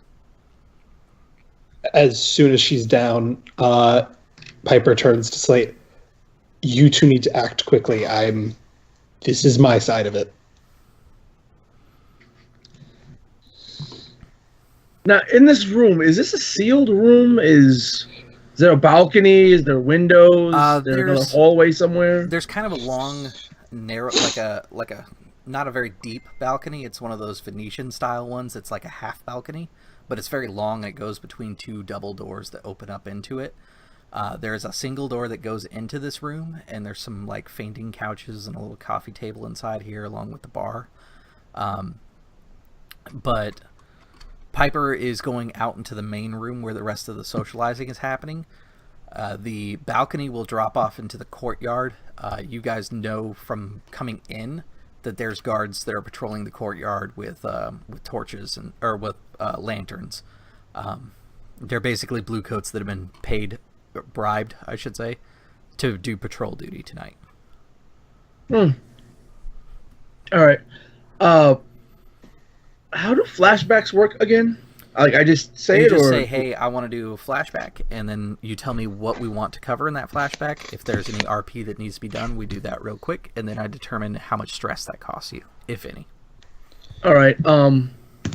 I think like in the flashback when everyone was choosing their suits, especially since we have an extra male costume, if there was one with like a gaudy one that has like red or like red velvet type of look about it, with a lot of scarves and buns and stuff, I think that would be one that Slate would wear. Scarves were all the fashion about 100 years ago in Duskwell. Yeah, I wear extra though, since Yep. we have extra. It might not be all that fashionable, but one of the ones that I had like worn extra or stuffed away, like underneath as a sash underneath the coat or whatever. Mhm. I'm gonna like help carry this damsel in distress, and she's like, "Oh, I think she needs a little air." To walk out into the balcony, Okay. lay her down, and what I'm going to attempt to do is wrap a scarf around her neck, and then just stab her in the throat and let it absorb all the blood. Okay. So you bring her out to the balcony. Piper, as you get outside, the situation is kind of getting a little bit more tense. You can see that there's a group of patrons that are going to the parlor with their drinks, but as kind of the person who's out there, you stand the first chance of being able to dissuade them, distract them, or get them to go a different direction.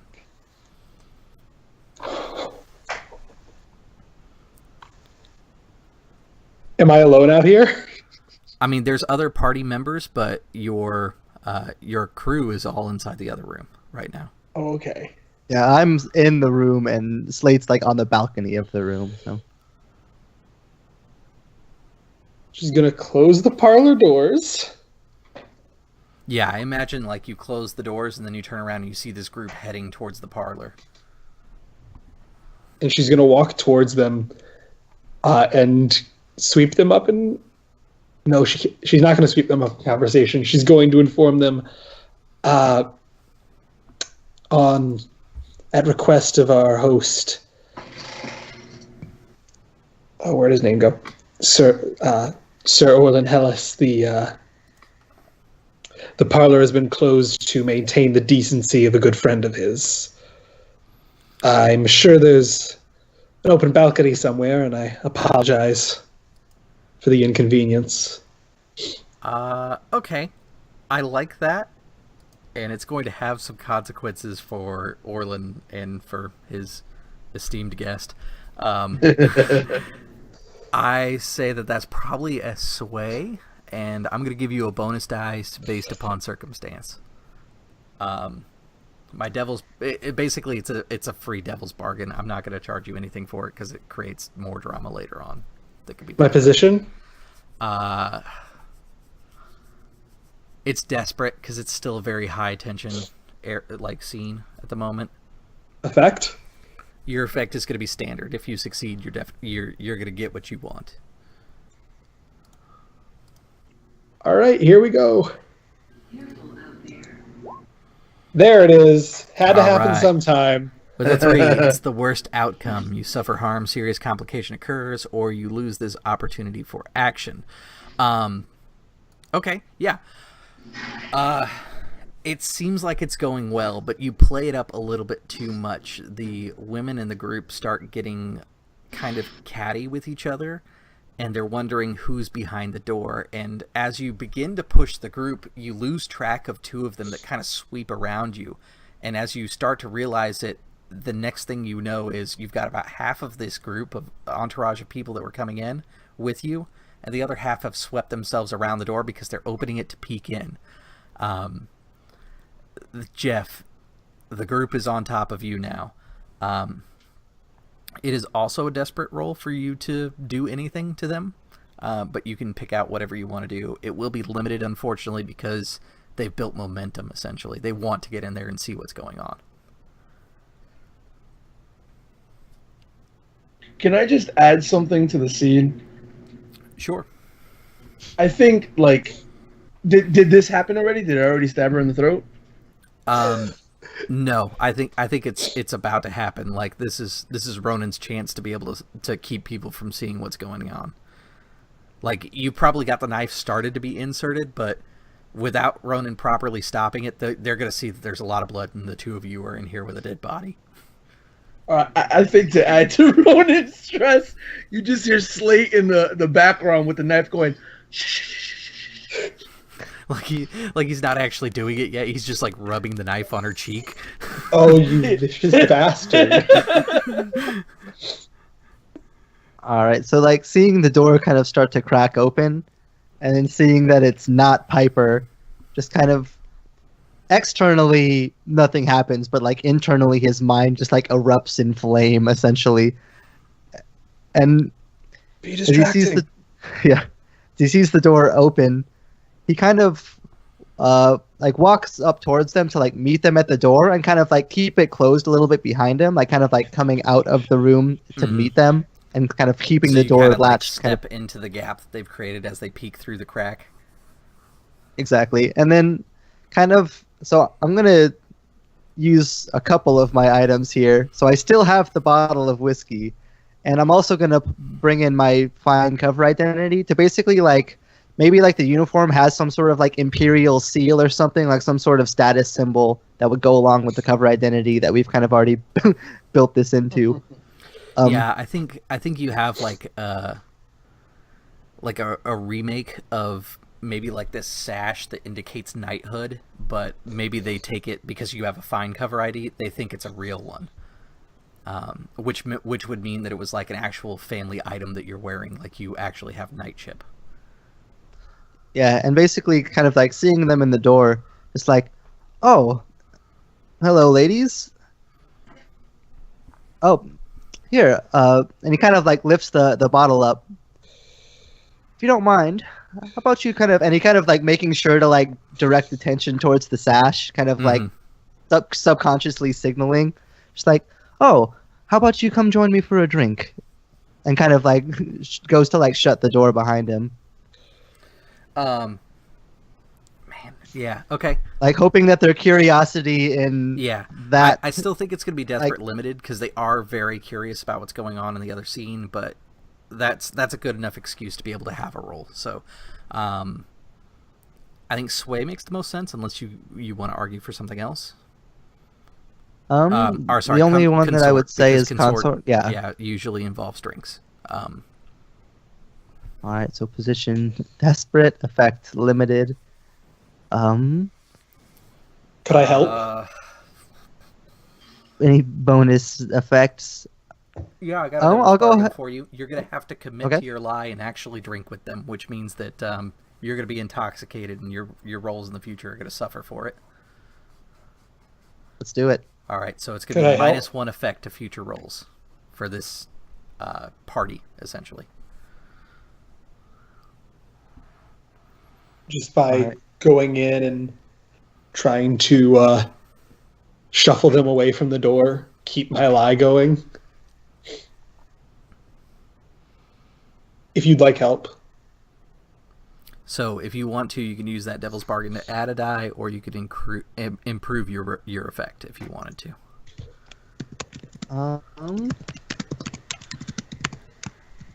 You can also use one of your extra die from your class ability as well. Alright, so the foresight just says I can assist a teammate. Does that include myself? Like, can I assist myself with it? Actually, you're right. It does say teammate now. It used to just be you get to assist. So it would not be able to work on yourself, unfortunately. All right, and I think I am going to go with the improved effect. Okay. So we'll say Desperate Standard at the moment. All right, And you've got if, my help. And Simon's going to help. Okay. So that'll get you that bonus die, or you could actually go to Desperate. Great, if you wanted to as well. We don't need a whole lot of room here, so I'm going to keep it at standard, and I'm going to try to go for the success here. So Risky Standard then. Or, sorry, Desperate standard with the bonus with the die. bonus dice. Oh, thank God. Perfect. Yeah, they kind of buy into it, and the sash really sells it. Just like Narya herself, it's a bunch of women that see you as a gateway into the Imperial City, and with that, a whole bunch of money that they don't currently have. The gentlemen that are with the group begrudgingly take you into the group because they don't want to piss off a noble from the Imperial City. And you are offering a fine whiskey that is legit, so it helps kind of sell your cover story there. You know, however, that you're becoming too public with this cover ID, so you're probably going to have to ditch it and not use it again after this party. Yeah, of course. Slate, you have been given enough time. I believe, I'm just going to state this right now, that because you decided to play up the vicious and kind of put your group at a disadvantage if Ronan had failed, you guys definitely would have been caught right there. That would be using your trauma to your advantage to hinder the group and gain an experience point. I just wanted to point that out because this is the first time we've had that situation come up.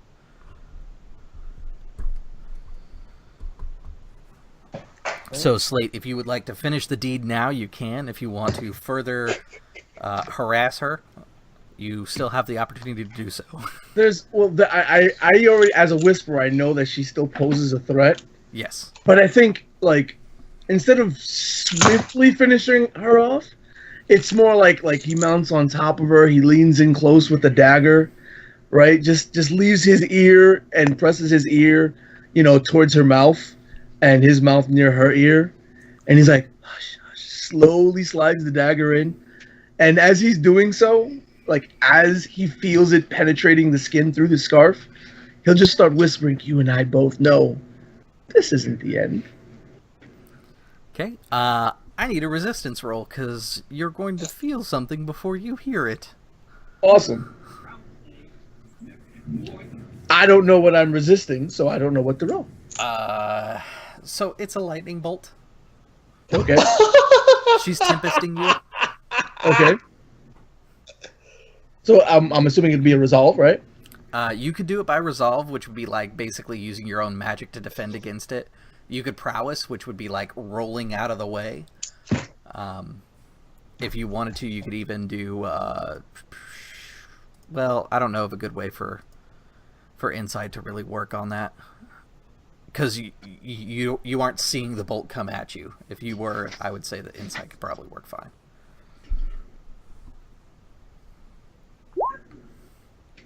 All right, and armor wouldn't work against this, right? Armor will help when. And I wouldn't be wearing armor. This is a damn costume party. I'm gonna do resolve, even though I only have one die. Okay. Because he wouldn't roll out of it. This is going to be severe harm, so that may affect your choice on whether or not you wanted to bring armor with you. Severe is, or sorry, not severe harm. It is fatal harm, so it's technically 4. So even if you resist, you're going to get level 3 harm. If you resist and have armor, you're going to do level 2 harm. You know what? Nah, he wouldn't have brought armor in here. He's selling it. He used all that extra space to pack these things so he could like murder and clean it up real easy. Okay, that sounds. So I'm good. just gonna resist. We'll go with it. All right, perfect. So, what are you resisting with? You gonna stick with it? Resolve. Yep. Okay. Cross my fingers, right?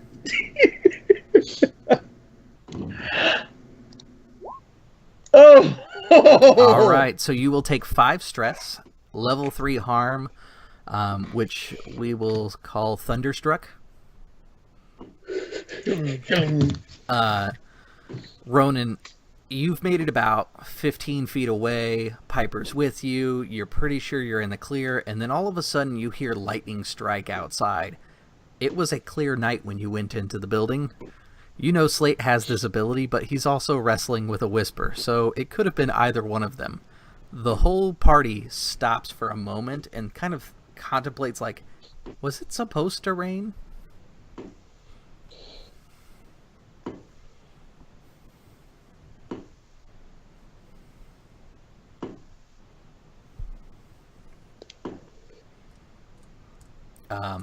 So, as a secondary kind of consequence to the situation, the party's kind of curious what's going on because they weren't really expecting rain. It's a very soft thing, but I'm going to say that it's creating a clock that will be an investigation clock. Any one of you can resist that if you want by trying to be like, oh, that was probably somebody in the garden or something like that. But how close are we to the university? Because it looks like it has its own little personal lightning barrier, if I'm reading the map right. Yeah, the university does. I think that would be a good fallback point inside the city. I think Piper just like after that pause, they should really get on top of updating the university's lightning barrier to that new model that I can't remember her name. Oh, Elena Slane. that bright young lady Elena Slane was working on. It's on the fritz again. And Really? a lot of the socialites that are kind of in the know, like professors and stuff that are here, they're like, "Oh, I've met Elena Slane, quite a bright young lass," and they kind of like continue the conversation. There's like this moment where the tension is still in the air, so my clock is still going to progress forward a little bit, unless you roll really well. So what I think that would be is using insight to resist this consequence of the clock going forward by two wedges. Okay. Crap. Okay, I'm gonna say that's a failure, so that's still gonna move the clock forward 2 out of 6 wedges. And that's 4 stress. Yes. I'm sorry, I can't do that. I forgot about the rule. When you resist, you resist. So it is 1 wedge instead of 2.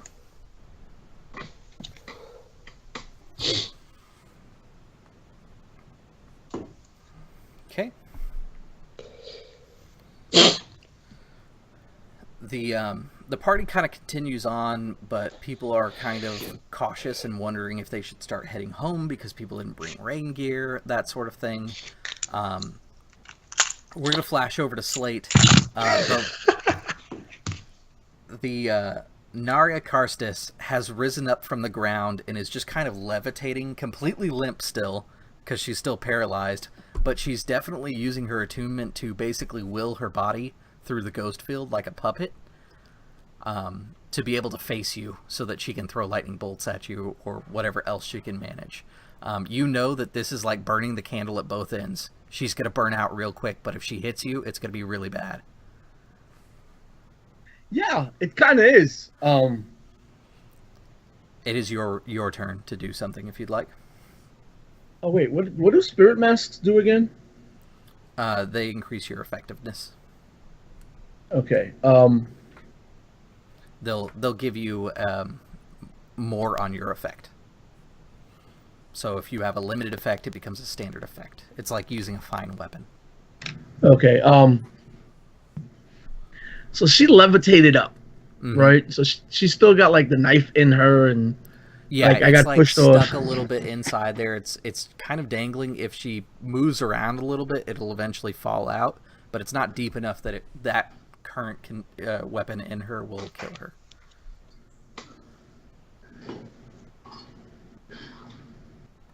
And you know what?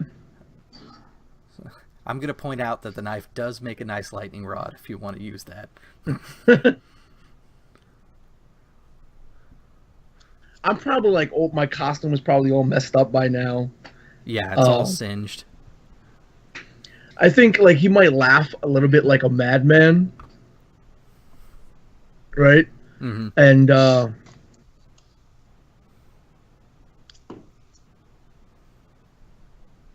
why do I want to do this?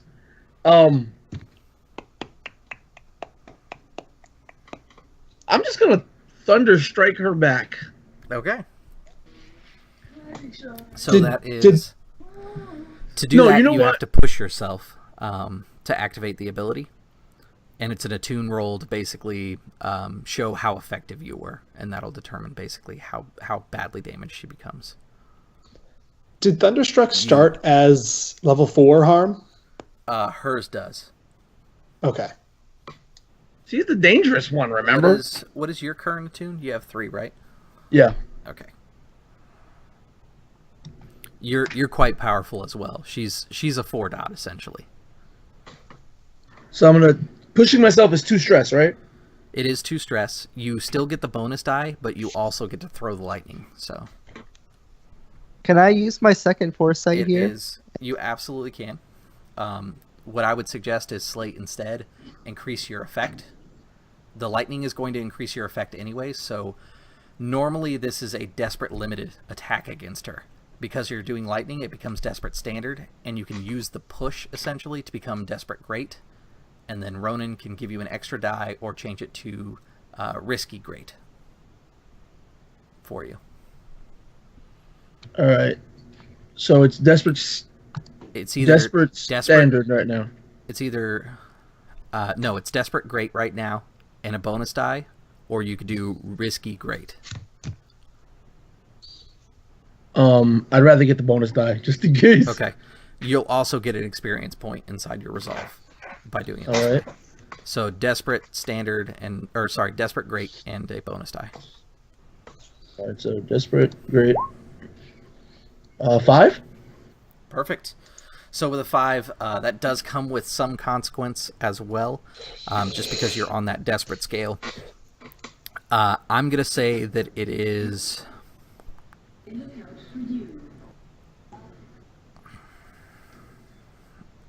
I'm gonna say it's light harm. When you throw your lightning, it channels through you, and it ends up giving you like burns down your arms. It singes off your sleeves. It's gonna be a level 1 harm, and we'll call it singed. But you strike her, and you can tell that you've caused her pain. You can feel kind of a recoil in the ghost field. Which the room you're in, because of all the attunement that's happening, you can feel it start to get, the technical term is wobbly, as things start to get less and less reality around you, because you guys are tapping into the ghost field left and right. She's using it double time to do what she's doing, and you just hurl lightning bolt at her. As a secondary consequence to this, the party is going to become more curious because the lightning bolts are coming from the same direction. I'm going to fill in 2 wedges on the pie unless somebody wants to resist that, and make it 1 wedge. I keep trying to think of ways that I would resist it that would make sense, and I'm coming up blank. So I'm just gonna say no. I mean, you could talk about how there was laughter inside there, and like make a joke, be like, "Wouldn't you like to be one of the people in that room?" Like everyone knows that there's something going on in that room.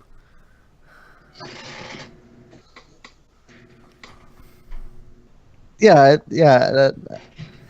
I'll do that. Basically, exactly that. I'll resist. Or should we resolve?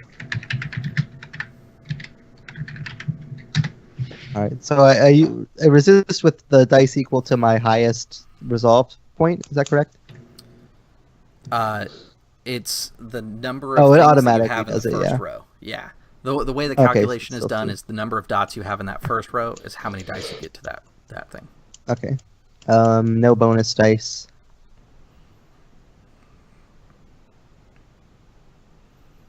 Unless you have a devil's bargain. God, what are we doing? God.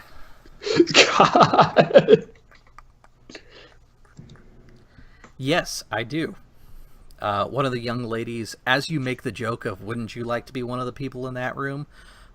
She takes it as a serious request of her.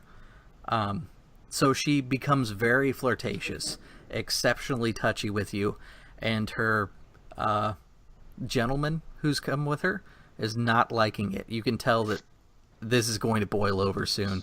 The devil's bargain is you're going to have to probably get into fisticuffs with her guest of honor there. Yeah, I'll do it. Okay. God, that's still a 3. So that'll be 3 stress.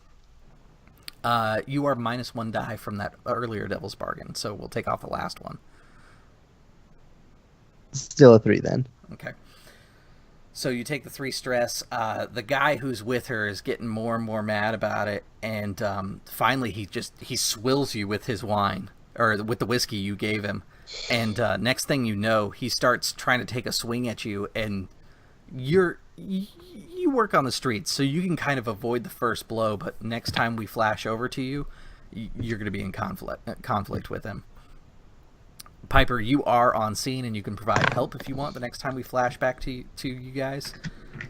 But next we're going to go over to Slate, who's having to deal with a manifestation of Naria's familiar. Can Slate do anything anymore? He has level 3 harm and needs help. Yeah. So for Slate to continue to do things, he either needs to push himself, or just to be able to do something, or he needs help. He hasn't informed you that he needs help, so you're not really aware of that just yet. You might hear Slate laughing oddly from the room. Yeah, you definitely hear that. He's way loud. It's like cackle laughter and then a lightning bolt. Oh, like, you know. Oh. So, Slate, if you would like to do something, you do have to push yourself with no effect other than you get to do your turn. Well, I shouldn't say that. You could push yourself, which will allow you to then lightning bolt her again, but you won't get any bonuses from it. Like you won't get increased effect or anything. Yeah. Really quick, what do arcane? I was just searching before, but I couldn't find what arcane implements do. It's basically stuff like spell components, like a wand, a focus, that sort of thing. It's just a catch-all term. It doesn't really do anything for you, but I may say, hey, this attune roll that you're going to do requires you to use your arcane implements, and they'll be expired after that. Oh, okay. What do? I've got a really I always have a really bad idea. And I know what I want from this really bad idea. Okay. I'm going to lightning bolt her again. Okay, so, I mean, you get that because you have to push to do a turn, so you'll get the lightning bolt without really having to do anything extra. That's Desperate Limited at the moment. So, I take my last 2 things of stress, right? Okay.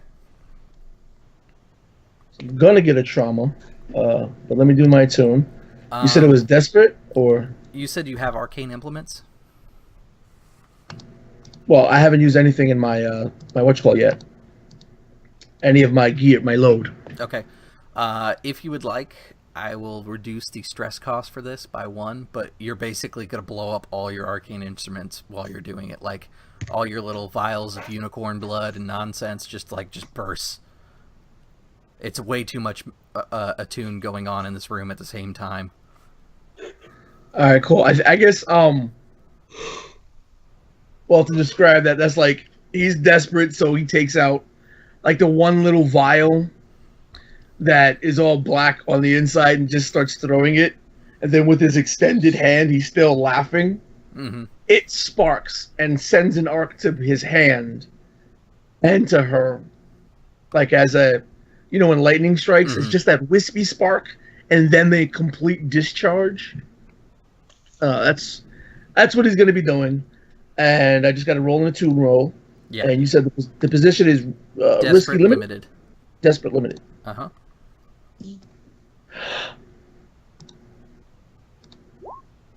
Six. Perfect.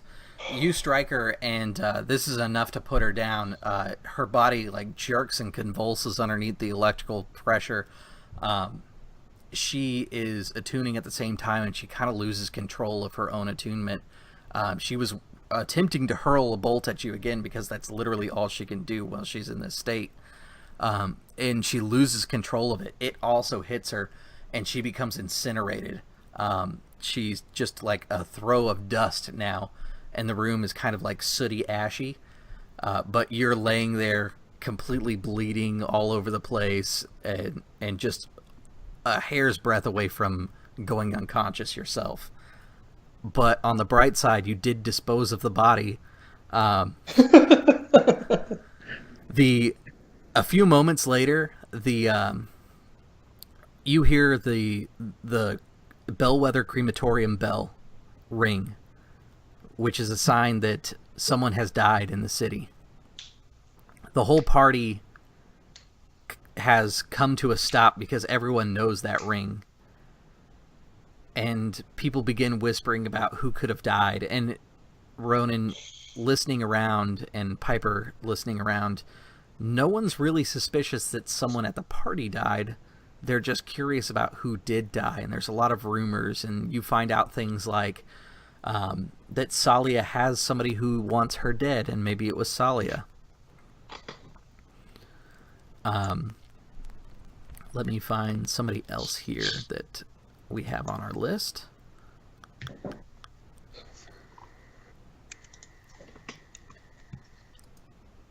Let's see, Simon. Another person that comes up in conversation that it could be is that Stasia apothecary person. Which I believe you said, Stasia, you wanted to be a female. Is that correct, Simon? Yes, Stasia is a woman that knows Simon's secret. Yeah. You find out that Stasia is being hunted by the Gondoliers.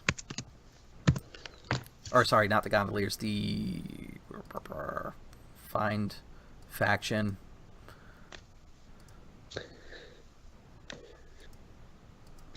Here we go. She is being hunted by...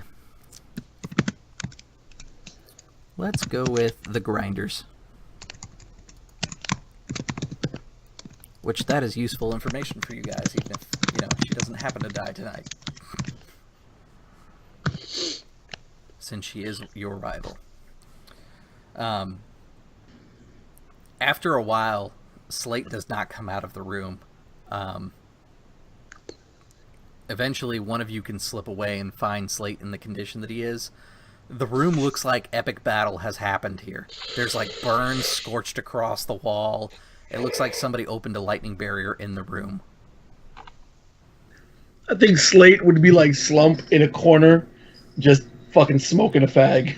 Like there's like this streak of blood from the balcony all the way out to the corner that he's leaned up against. And I imagine, if it's okay with you, I would imagine that Piper would be the one to go in and check on him, because Ronan is like fully in social and drunk mode. Plus, he has to deal with the guy who's gonna fight him next time we meet. Yeah. Plus, I'm about to get punched, so. Go ahead. I think Piper does the wrong thing here. Because she's here for one very specific reason. She goes and finds Talker. Okay, you're gonna let your curiosity get the best of you. All right. I think we're gonna stop where we are. We are in the middle of a mission, so I won't do experience this time. Once we finish up with mission, we'll do experience, and we'll see where things go from there. Actually, it's session experience, so what we'll do is we'll do experience at the start of next game instead, just because I'm a little limited on time tonight. You got it. But we will meet again in 2 weeks to find out if Ronan can take a punch, if Simon can find Talker and not make a complete fool of herself, and if Slate manages to not bleed out to death inside the parlor. All right, guys, thanks for tuning in, and as always, we'll see you at the gaming table.